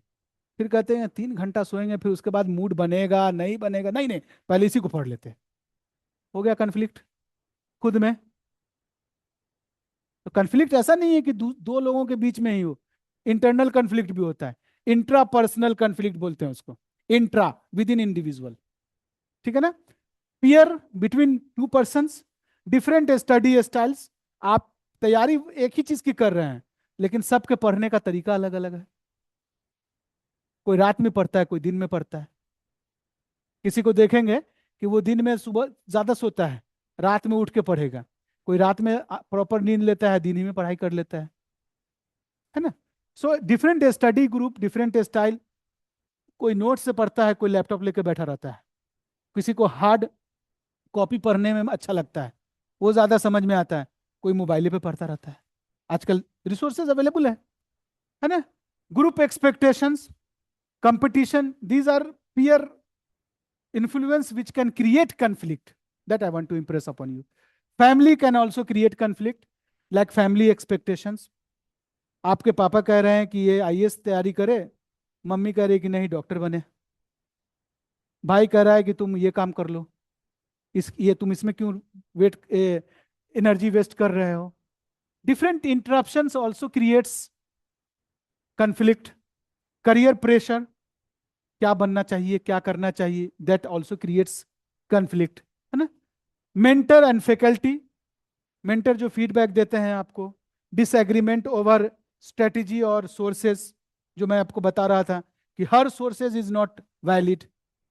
आप जो सोर्स ले रहे हैं, से पढ़ रहे हैं, आपको लग रहा है वैलिड है, आपके मेंटर फैकल्टी कह रहे हैं कि नहीं नहीं उसको नहीं पढ़ना चाहिए तुमको, तुम ये वाला पढ़ो, हमने जो बना के तैयार किया है मेरा वाला नोट्स पढ़ो। आपको लगता है कि वो अपना कोचिंग चमकाना चाह रहे हैं, अपना नोट्स बेचना चाह रहे हैं। यहाँ एक कन्फ्लिक्ट हो गया दिमाग में। तो आप जो पढ़ रहे हैं तो आपको लग रहा है कि रिसोर्सेज सही है कि नहीं है। कन्फ्लिक्ट कहीं से भी स्टार्ट हो सकता है। हमने यहां तक कहा कि conflict within you start हो सकता है, ठीक है ना। So faculty mentor can also be the source of conflict. Self worth, अक्सर ऐसा होता है कि जब आप टेस्ट दिए और पुअर परफॉर्मेंस है, तो आपको लगता है कि मैं कर पाऊंगा कि नहीं कर पाऊंगा। अपनी जो एबिलिटी है उसको आप डिग्रेड कर देते हैं, है ना। A poor test score becomes a judgement about identity. आप खुद की पहचान को डिग्रेड कर देते हैं, समझ रहे हैं। सो कन्फ्लिक्ट, ये सब कारण हो सकते हैं, सोर्सेज ऑफ कन्फ्लिक्ट हो सकते हैं, विच अपियर्स आपके प्रिपरेशन में। ये सब चीज आपको कन्फ्लिक्टिंग सिचुएशन में ले जा सकता है, ठीक है। The conflict ladder means move upward not louder. ये जो हम बता रहे हैं आपको 1 to 5, इसको उस हिसाब से देखिए। रिएक्ट, आप, मैंने बताया कि हर चीज को उसी वक्त रिएक्ट करने की जरूरत नहीं है, ब्लेम करने की जरूरत नहीं है, इंटरप्ट करने की जरूरत नहीं है, और डिफेंड करने की भी जरूरत नहीं है। अक्सर जब आप ग्रुप में बात करते हैं, जो कन्वर्सेशन स्टार्ट होता है, हम फौरन रिएक्शन देते हैं विदाउट इवन पॉज, और जो अगला स्टेटमेंट हमको पसंद नहीं है उसको ब्लेम करते हैं कि तुमने ये बोला, तुम ऐसे क्यों बोला, ठीक है। और अगर आपकी बात को वो नहीं मान रहा है तो आप फौरन अपने आप को डिफेंड करने लगते हैं कि नहीं मैं सही कर रहा हूं, और आप उसको सही साबित करने के लिए तर्क देना शुरू करते हैं। एनर्जी वेस्ट होता है, वो तभी नहीं मानेगा आपकी बात। Got my point. इसलिए कहा सेकंड है, आप पॉज कीजिए। पहले आप अपने पिच को, अपनी आवाज को, अपनी सोच को डाउन कीजिए। यहां आप जीतने नहीं आए हैं, लड़ने नहीं आए, ठीक है। इंटेंसिटी को देखिए आप, एंड क्लैरिफाई द फैक्ट्स। पहले सुनिए लोगों को, है ना, क्लैरिफाई कीजिए। से third one, that's why third is understand. Try to understand the viewpoint of others. दूसरा एक्चुअली कहना क्या चाह रहा है, उसका व्यू पॉइंट क्या है। मैंने अभी बताया आपको कि हर चीज पर्सपेक्टिव में बात हो रही है। वो किस पर्सपेक्टिव में बात कर रहा है, वो किस किस नजरिए से इस बात को कह रहा है, उसको try to understand. Try to understand that. और उसको अंडरस्टैंड करने के लिए आपको लिसनिंग एबिलिटी होनी चाहिए आपके पास। Listening ability is one of the important skill. हम लोग आजकल बहुत स्किल पे बात करते हैं, बहुत करते हैं ना। तो स्किल सिर्फ काम करना नहीं है कि हमको ये करने आता है, वो करने आता है, या ये। Listening is a important skill, वो सबके अंदर नहीं होता है। आप लिसनिंग स्किल को बढ़ावा दीजिए। क्वेश्चन जो पूछना है आपको, कैसे पूछना है, डायरेक्ट क्वेश्चन पूछना है या क्वेश्चन को इनडायरेक्टली पूछना है, that you should also understand. And how reflect, how you have to reflect that. ये तीन चीज आपको समझना है ना। किसी की बात को आप कैसे रिफ्लेक्ट करेंगे, आपका उस पर असर कैसे पड़ेगा, उसको भी समझने की जरूरत है। Then come to solve. अब जब ये तीन चीज हो गई, उसके बाद आप फोर्थ स्टेज है आपका, you have to define the issue. जिस इशू पे आप बात कर रहे हैं उसको पहले समझाइए अच्छे से, देन जनरेट। उससे आइडिया ऐसे समझाइए कि अगला आइडिया जनरेट कर सके। अब जो स्किल आपके अंदर मैं एक्सपेक्ट कर रहा था, वही उसके अंदर भी होना चाहिए, तभी वो आइडिया जनरेट कर पाएगा। वरना हो सकता है कि डायरेक्ट अगर रिएक्ट कर दिया तो हो सकता है कि आपके आइडिया को ही ब्लेम कर दे, ठीक है। तो you have to try, and you have to give them options also. Option in the sense कि आप बातों को दो तीन तरह से समझाने की कोशिश कीजिए। अगर वो एक तरह से नहीं समझ रहा है तो, नहीं समझे, आर्गुमेंट आपका आसान हो जाएगा। तब वो कहेगा अच्छा हाँ ये जो तुम कह रहे हो तो हाँ ये तो ठीक है, ये तो समझने वाली बात है, ये तो हो सकता है। लेकिन अगर अगर आप एक ही चीज पे फोकस कीजिएगा तो हो सकता है कि वो डिसएग्रीमेंट में चला गया तो कंफ्लिक्ट आपका खतरनाक हो जाएगा, नेगेटिव डायरेक्शन में चला जाएगा। एंड देन एक एग्री का भी सेंस होना चाहिए आपका। एग्री इन द सेंस, जो भी एक्शन, जो भी ऑनरशिप और रिव्यू की बात हो रही है, कि आप जो बोल रहे हैं क्या आप उसकी जिम्मेदारी ले रहे हैं, क्या जो सोर्सेज आप, जिस सोर्स से आप बोल रहे हैं, क्या वो वैलिड है। हो सकता है अगला आपसे पूछ दे, हो सकता है आपसे उस डिस्कशन में पूछ दे।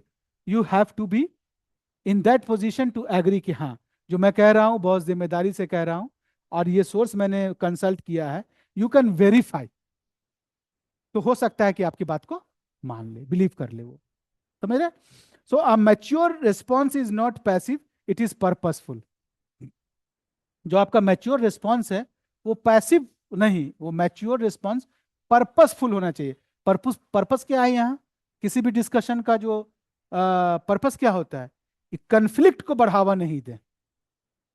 आपका ग्रुप डिस्कशन होता है, उस ग्रुप डिस्कशन में स्टार्ट होता है एक पॉइंट से, और जब कंक्लूजन होता है तो जो ग्रुप डिस्कशन को लीड कर रहा है या जो वहां पे बैठे ऑब्जर्वर हैं वो क्या कहते हैं, conclude now, give your final remarks.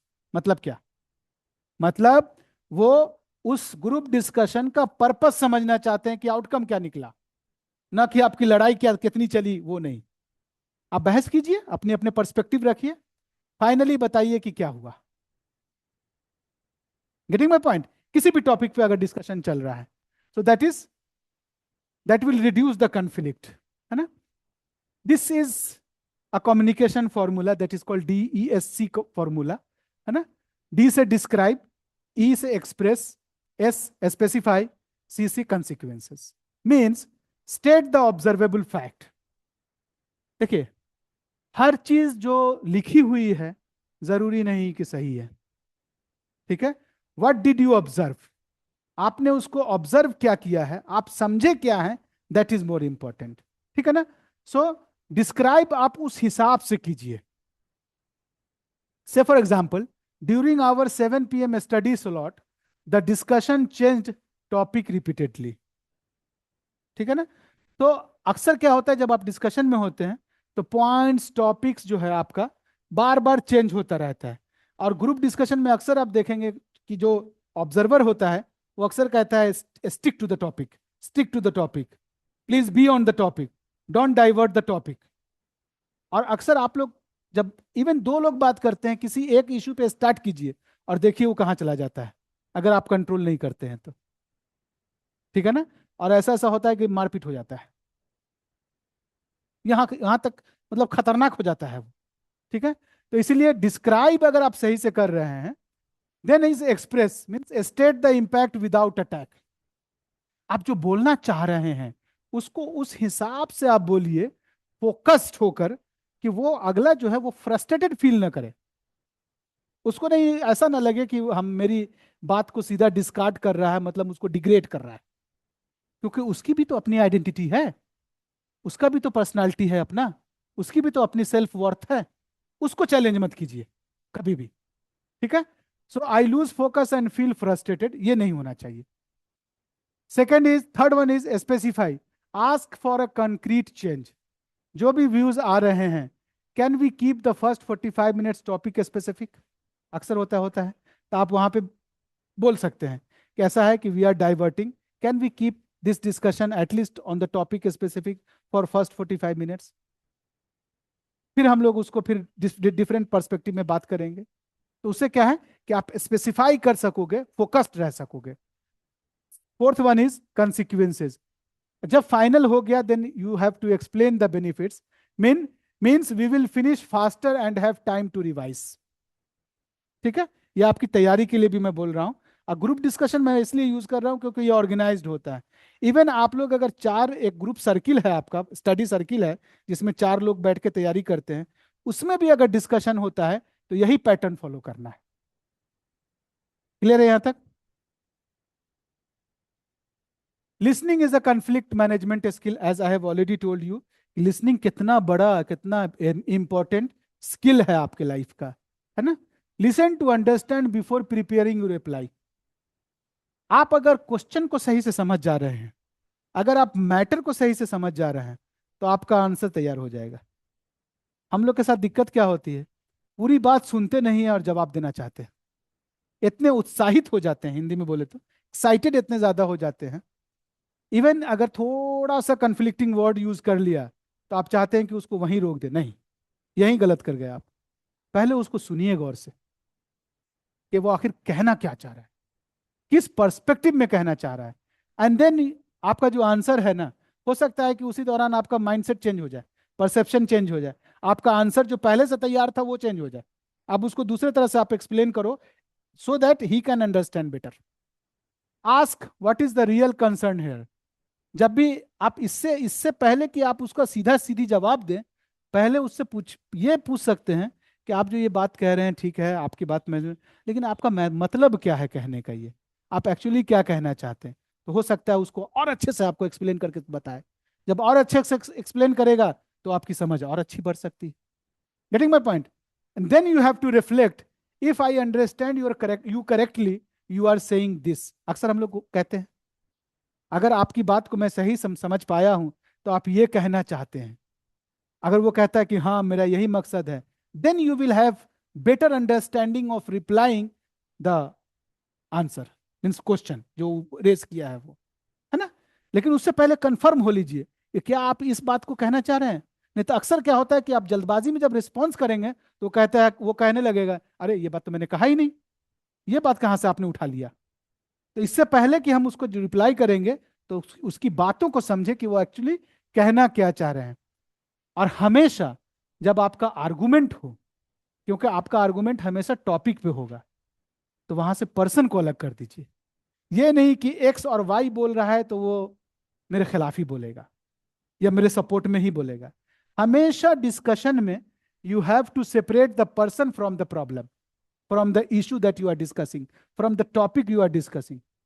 कौन डिस्कस कर रहा है उससे मतलब नहीं, मतलब यहां हम कौन बोल रहा है उससे मतलब नहीं। You have to focus on the topic that we are discussing, the message that I want to convey to you, है ना, the learning that you are doing at this point of time. ये नहीं कि अमजद बोल रहे हैं या ताजदार साहब बोल रहे हैं या सर बोल रहे हैं, क्या बोल रहे हैं उस पर फोकस करना है ना, सेपरेट कीजिए। That is one of the important aspect of discussion. Disagree with any idea without disrespecting the person. आप डिसएग्री हो सकते हैं, क्यों क्यों हो सकते हैं? क्यों? क्योंकि आपकी अपनी सोच भी है, आपकी अपनी समझ है, उसका आप इस्तेमाल करना चाहते हैं, तो उससे डिसएग्री हो सकते हैं, पर उस पॉइंट पे डिसएग्री हो सकते हैं, ना कि उस पर्सन से डिसएग्री हो सकते हैं। हम लोग क्या है, उस पर्सन ही से डिसएग्री होने लगते हैं। अब बाद में क्या कहते हैं, अरे वो बकवास करता है, उसको अगली बार में मत लाना, वो रहेगा तो मैं नहीं बैठूंगा, उस ग्रुप में मैं नहीं पढ़ूंगा। मतलब समझ रहे क्यों होता है ये सब? Because you are relating the person with the topic, you are relating the person with the issue that you are discussing. Person को रिलेट मत कीजिए, कोई भी पर्सन हो, ठीक है? बिकॉज जो हम लोग कंपटीशन की तैयारी करते हैं और आप सब पब्लिक एडमिनिस्ट्रेशन में जाना चाहते हैं, चाहे स्टेट पब्लिक एडमिनिस्ट्रेशन हो या सेंट्रल हो, ठीक है? Public administration is full of competing interests. वहां पे सब अपने अपने इंटरेस्ट को लेके आते हैं, ठीक है ना? हालांकि हम डिस्कशन में क्या बोलते हैं, जब हमसे पूछता है इंटरव्यू में, तो हम कहते हैं कि हमारा एक ही इंटरेस्ट है, नेशन फर्स्ट। हम सर्व करना चाहते हैं सोसाइटी को, हम ये करना चाहते हैं, वो करना चाहते हैं। और जब पोजीशन हासिल हो जाती है, तो फिर क्या ही करते हैं, आपको अच्छे से मालूम। समझ रहे हैं? So listening is a governance skill. हर गवर्नेंस में इस चीज को हमेशा क्रिटिसाइज किया जाता है। आज की सरकार में भी यही कहा जाता है कि सरकार सुनती नहीं है। क्या है क्वेश्चन सरकार से आज? यही ना है। आए, 1 महीना तक धरना क्यों लगा रहा? क्योंकि सरकार सुनती नहीं है। एडमिनिस्ट्रेशन अक्सर आप देखेंगे, गांव में जाएंगे, गए थे, सुनता ही नहीं है, बातें नहीं करता है। तो लिसनिंग स्किल जो है गवर्नेंस में इज हाईली इंपॉर्टेंट। तो आप ये समझिए, मैंने बताया कि प्रिपरेशन में भी लिसनिंग स्किल इंपॉर्टेंट है, और जब आप एज एन एडमिनिस्ट्रेटर जब पोस्ट संभालेंगे, तो भी ये स्किल आपके लिए उतना ही इंपॉर्टेंट है। ये नहीं है कि चेयर मिल गया तो आप बस जो मन में आया कर रहे हैं, और जो हम कहेंगे सबको मानने पड़ेगा, नहीं चलता है, उल्टा पड़ जाएगा। समझ रहे हैं? रिजाइन भी करना पड़ सकता है। एक केस स्टडी डिस्कस करते हैं, brief for your practical reason. Situation है, यू स्कोर 42 आउट ऑफ 100, ठीक है? अपियर सेज, आपका दोस्त कहता है, you are wasting your time, your strategy is wrong. You feel, क्या होगा फिर? You feel angry and want to quit the study group. होता है, होता है। जब आप स्टडी ग्रुप में 5-7 लोग के साथ हैं, या यहां मान लीजिए 10, या अभियान 40-40 का ग्रुप है, आपका आया 42 मार्क्स, कोई कमेंट कर दिया आपको कि तुम नहीं कर पाओ, बेकार है, तुम मेहनत कर रहे हो। सिचुएशन है, कन्फ्लिक्टिंग सिचुएशन आ गया, कन्फ्लिक्टिंग सिचुएशन है। रिएक्टिव रिस्पॉन्स क्या होगा? यू ऑलवेज क्रिटिसाइज मी। आप कहेंगे, तुम हमेशा हमको क्रिटिसाइज, कभी तुम हमको प्रमोट नहीं किए, हमेशा तुम हमारे बारे में उल्टा पुल्टा बोलते हो। You don't understand my preparation. हम एकदम सही प्रिपरेशन कर रहे हैं, तुम मेरे प्रिपरेशन को नहीं समझ रहे हो। मालूम हुआ कि मामला उससे डायरेक्ट आप रिस्पॉन्स में चले गए, रिस्पॉन्स करने लगे, क्रिएट हो गया कन्फ्लिक्ट। रेगुलेटेड रिस्पॉन्स क्या हो सकता है? दैट इज, अगर वो ऐसा बोलता है that you are wasting your time, your strategy is wrong, पहले रुकिए, पॉज, ठीक है? पहले रुकिए, एकदम रिएक्ट करने की जरूरत नहीं है। Identify the useful feedback. फिर जो वो सारा, जो आपको क्रिटिसाइज करने में जो पॉइंट सब बोला, उसको एनालाइज कीजिए कि जितनी बात उसने हमको बताया, जैसे उसने, मैं 2 बात यहाँ पे लेता हूँ कि आपका प्रिपरेशन स्टडी अच्छा नहीं है, प्रिपरेशन का जो तरीका अच्छा नहीं है, आप टाइम वेस्ट कर रहे हैं। उसके अलावा भी उसने बहुत सारी बात बोली होगी। क्या क्या बात उसने बोला? क्या उसमें कुछ ऐसी बात है जो सच में मुझ पे लागू होती है? ये कौन समझेगा? खुद आपको समझना होगा, ठीक है ना? Identify the useful feedback, then you have to ask for evidence. अब आप उससे पूछ सकते हैं कि तुमने जो ये मेरे बारे में बताया, बोला, ये क्यों बोला? ऐसा मैं लगता हूं तुमको क्या? तो हाँ, तुमने ऐसे किया तो हमको लगता है कि ऐसे हो। फिर आप सोचिए, अच्छा, एविडेंस दे रहा है, मतलब क्या मेरी वो जो चीजें हैं जो वो बताना चाह रहा है, क्या वो सच में मेरे लिए हार्मफुल है और ये 42 मार्क्स का कारण हो सकता है? Think about that, and then तब आप डिसाइड कीजिए कि अब हमको जो क्रिटिसिज्म आया है उसके आधार पे क्या मुझे चेंज होना चाहिए, और होना चाहिए तो क्या चेंज होना चाहिए, व्हाट टू चेंज। ठीक है? And then you come in discussion the fourth stage, what part of the criticism is useful, अपने आप से पूछिए। ठीक है? What part is merely emotional, क्या कुछ ऐसा भी पार्ट, कुछ ऐसी भी बात उसने बोला जो सिर्फ हमारे इमोशन को इवोक करने के लिए, समझ रहे, प्रोवोक करने के लिए कहा, हमको एक्साइटमेंट दिलाने के लिए, या हमको चिढ़ाने के लिए, या हमको गुस्सा दिलाने के लिए बोला, या हमको मेरे खिलाफ बोला, उस चीज को आप आइडेंटिफाई कीजिए। और on the basis of this you have to decide your next action, कि अब हमको आगे कैसे बढ़ना है। क्लियर यहां तक? स्ट्रेस कंट्रोल करने का 3 मॉडल है which you have to understand. The first is time. ठीक है ना? You have to prioritise your time. We have already discussed prioritisation. Prioritisation पे मैंने बात किया है, कौन काम कब करना है। आप बेहतर होगा कि आप लोग अपना अभी अभी जो प्रिपरेशन कर रहे हो, मुझे बताओ कि आप लोगों ने अपने 24 आवर्स का शेड्यूल तैयार रखा है, टाइम टेबल। अभियान 40 का टाइम टेबल नहीं, आप अपना time table, individual time table, कितने बजे सोना है, कितने बजे जागना है, कितने बजे कौन सा पेपर पढ़ना है, सन मंडे को कौन कौन सा पेपर पढ़ेंगे, कितने घंटे टोटल पढ़ाई करेंगे, ट्यूसडे का क्या मेरा रूटीन होगा, वेडनेसडे का क्या रूटीन होगा। 8 दिन है आपके पास, 8 दिन का क्या आपके पास है शेड्यूल, है टाइम टेबल है आपका? Personal individual I am asking, कितने लोगों का है? अगर नहीं है तो आज ही बना लीजिए, वो आपको हेल्प करेगा प्रायोरिटाइज करने में टास्क को। Schedule is as I just said focus. जो भी शेड्यूल्ड है आपका, you have to focus on that particular schedule. ठीक है? And one portion you have to keep for review. इससे फॉर एग्जाम्पल आज 24 घंटे में जो 8 घंटा हम माइनस कर देते हैं, है ना, सोने के लिए, उससे पहले, जब सोने से पहले आपको 2 चीज करना है। एक तो दिन भर में हमने क्या किया उसको रिव्यू करना है, और कल की तैयारी कैसी है उसको भी सेट कर लेना है, कि सुबह 8 बजे से अगर हमारी दिन स्टार्ट होता है मेरा, या 6 बजे से स्टार्ट होता है, तो कैसे हम कल का दिन मेरा कैसा होगा, ये हमको सोने से पहले तय कर लेना है।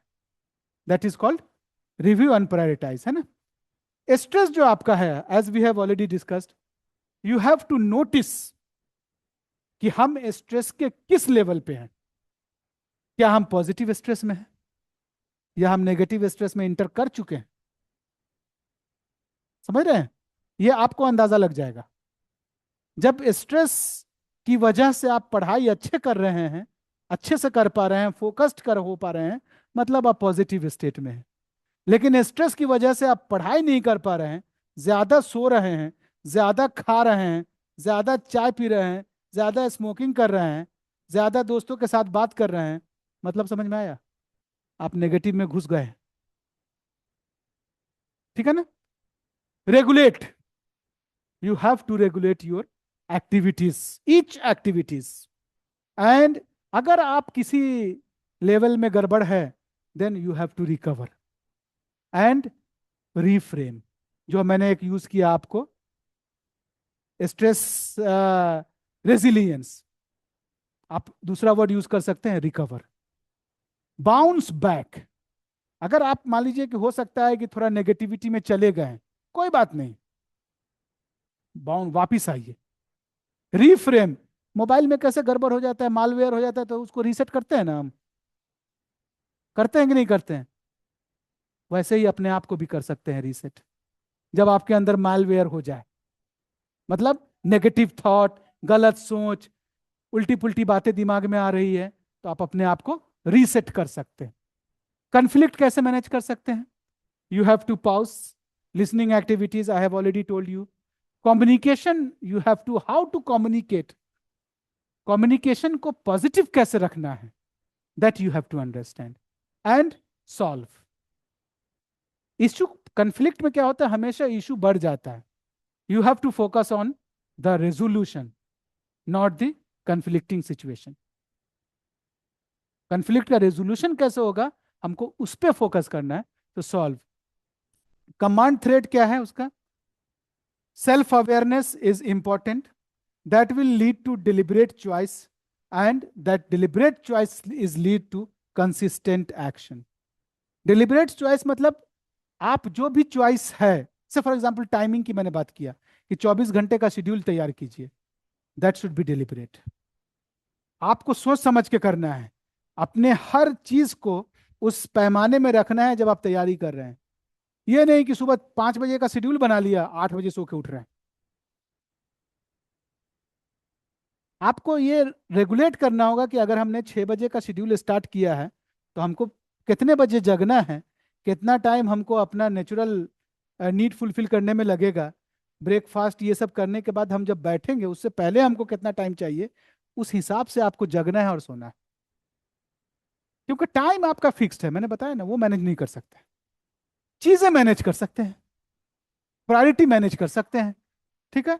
सो कंसिस्टेंट एक्शन उस हिसाब से, जब आपका डिलिबरेट चॉइस होगा देन कंसिस्टेंट एक्शन होगा। आपका 7 डेज मैंने बताया था कि 7 डेज का आप आठों दिन का आप शेड्यूल बना लीजिए।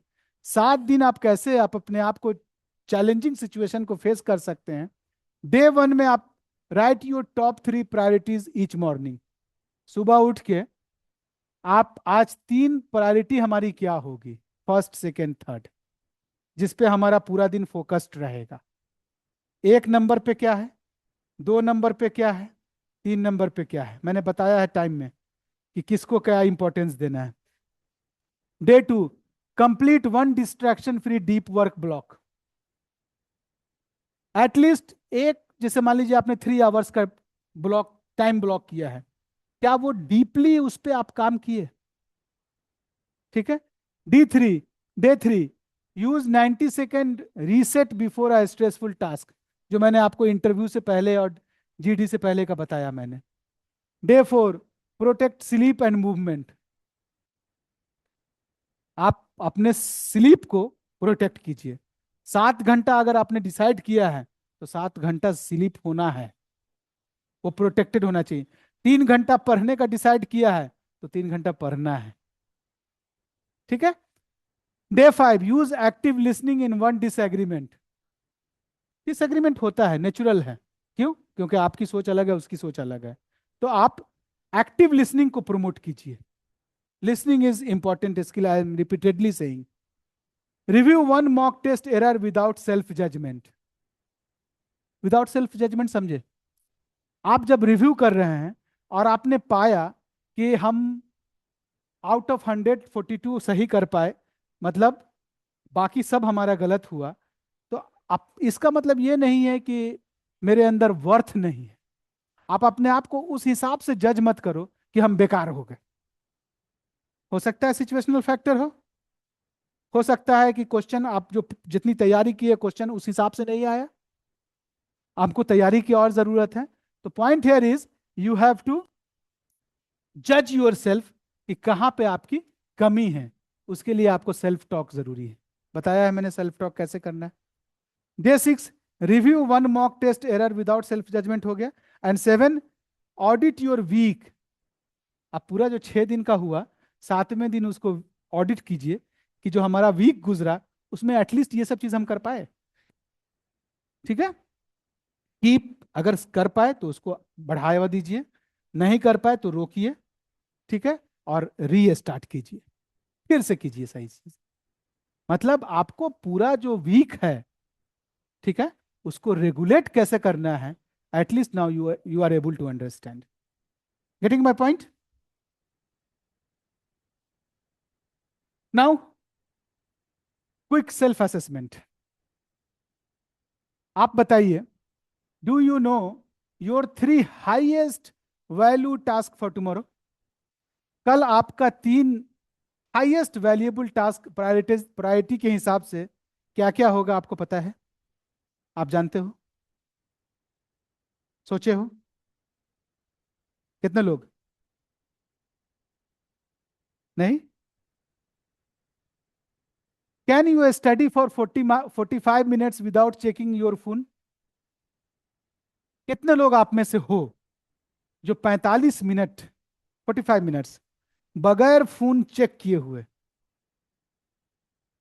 कंसंट्रेशन के साथ पढ़ाई करते हो? आप लोगों में से कोई हो? Raise your hand. दो, तीन, चार, अभी पांच। ठीक है, बाकी लोग नहीं है। ठीक है, नहीं है तो कोई बात नहीं है, कम से कम रियलाइज तो किया, पता तो चला कि ये चीज हमारे अंदर है जिसको हमको मॉडिफाई करना है, ठीक करना है। Do I have a reliable way to reset when anxious? जब आप एंशियस हैं, जब आप स्ट्रेस में हैं, तो उससे ओवरकम करने के लिए, आप अपने आप को रीसेट करने के लिए आपके पास कोई तरीका है?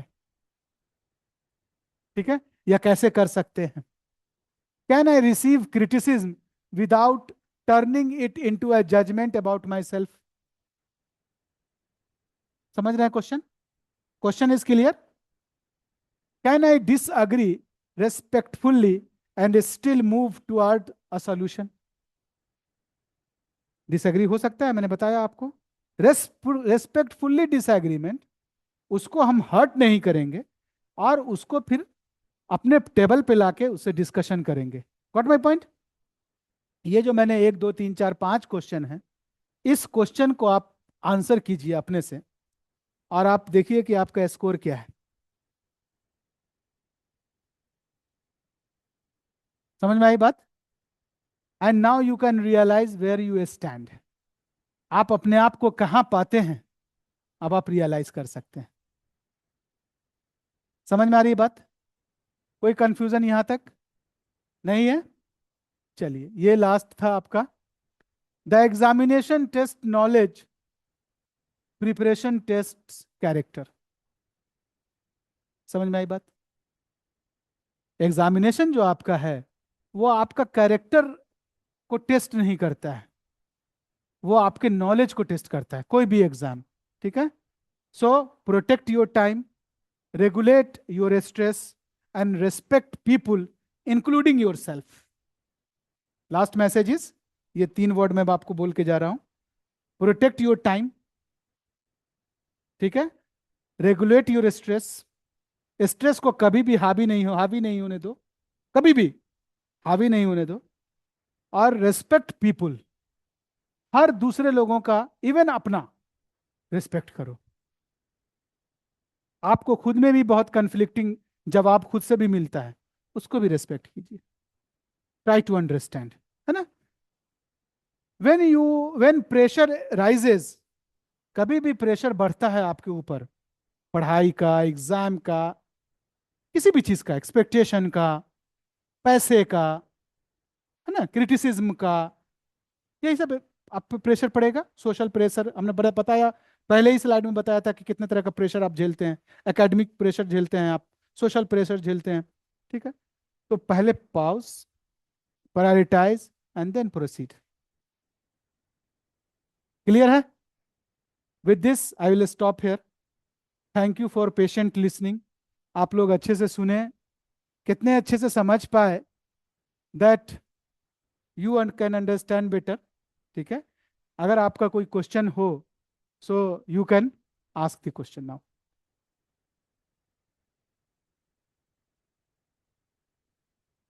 हाँ,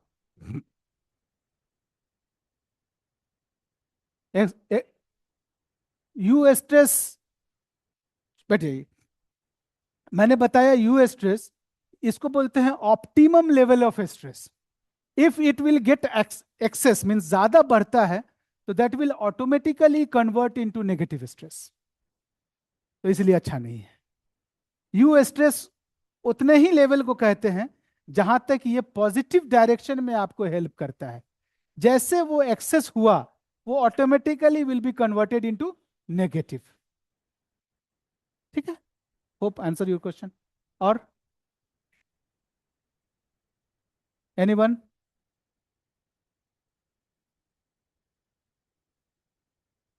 Okay, so I will stop here. I have taken your time, and we have another speaker, Tazdar Aman Sahab. He is the director. He is running his own skill. जो हम लोग स्किल की बात कर रहे थे, इनका अपना एक स्किल वो है, सेंटर है, जिसमें ये एस्पिरेंट्स को, आप लोग जैसे या जॉब एस्पिरेंट्स भी होते हैं, उन लोगों को ये skill, different kind of soft skill, communication, learning skill, listening skills, इन सब की टीचिंग देते हैं, है ना, एक कोचिंग चलाते हैं. So he is the director. He is very renowned, you can say motivation speaker, you can say, है ना, और soft skill coach. So we are fortunate enough that Tazdar Aman Sahab is here. I will hand over this mic to him. Now he will continue. Thank you.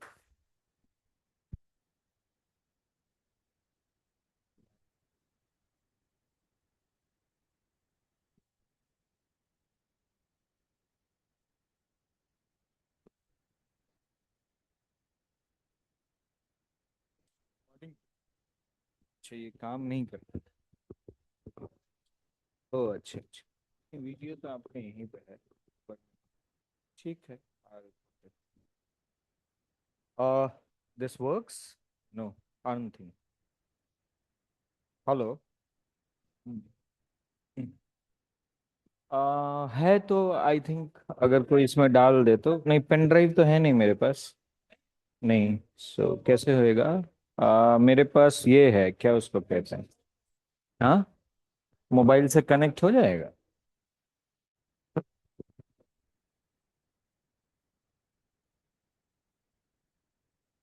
Mobile से connect. 2-4 minute है. If you all want you can washroom वगैरह, अगर किसी को जाना है तो 5 minute का ब्रेक है. विल कम बैक, है ना. 5 मिनट का ब्रेक है. Will come back at 12:30. 12:30 में हम लोग वापस आ जाएंगे, है ना. 12:30 में हम लोग वापस असेंबल हो जाएंगे.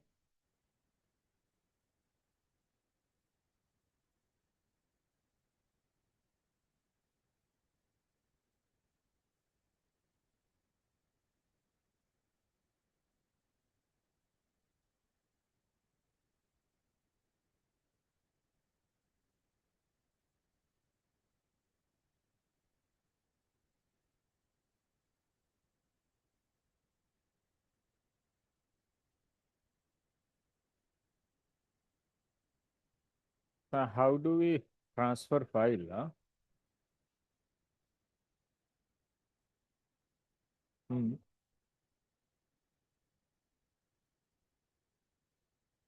जिसमें सिग्नल भी नहीं.